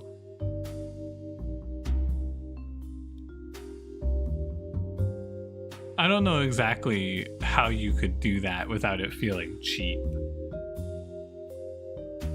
And I think that the setup though is kind of cool, where you have the overarching story. I feel like there's something nice there. I definitely liked this game, but I feel like it kind of peters off towards the end. And also this case, the poker game where it was like he killed her because she was winning too much money. I don't know about that one. But overall it was fine. I feel like this puzzle was a little like extremely easy. Hide a critical keyword, yeah, something like that maybe, but then I don't know, because you're not doing the investigation, it's hard to make it like, it would just feel cheap, you know? But I guess if the point was that this guy was inept, then you could do it that way, or like rushing ahead. But like gameplay wise, I feel like it wouldn't feel good because you don't actually like do any investigating, you know? It's not like I'm jumping to conclusions or anything like that. But I don't know. This game was really cool. I liked this one. I can dig it. I'm glad I picked this up. Nice little like, what did I take? 3 hours? Not even. This game is about 2 hours, right? Probably a lot less if you aren't reading everything out loud. Be more Mystery Friday? Yeah, there's next week is Incident at Galley House, which is the Type Help remake, which was worked on by the Root Trees devs, and a bunch of people said I should play Type Help, but I should wait for this game to come out. So yeah, I'll play that on Friday. There's something else coming out soon that I'm excited about. One sec.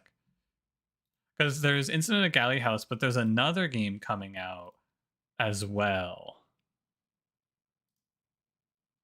Yeah, there's the MySQL one. There is that one as well, yeah. What's the other game? So, oh, fuck. Desktop Explorer is coming out on July 17th. Remember Desktop Explorer from the demo streams? The little like desktop horror game? I'll probably play that game. Might be a little too spooky, but then again, I was able to get through Seance at Blake Manor, and that game, Seance at Blake Manor is weird though, because it's like, it's horror adjacent, but your character is so fucking unfazed. You know what I'm saying?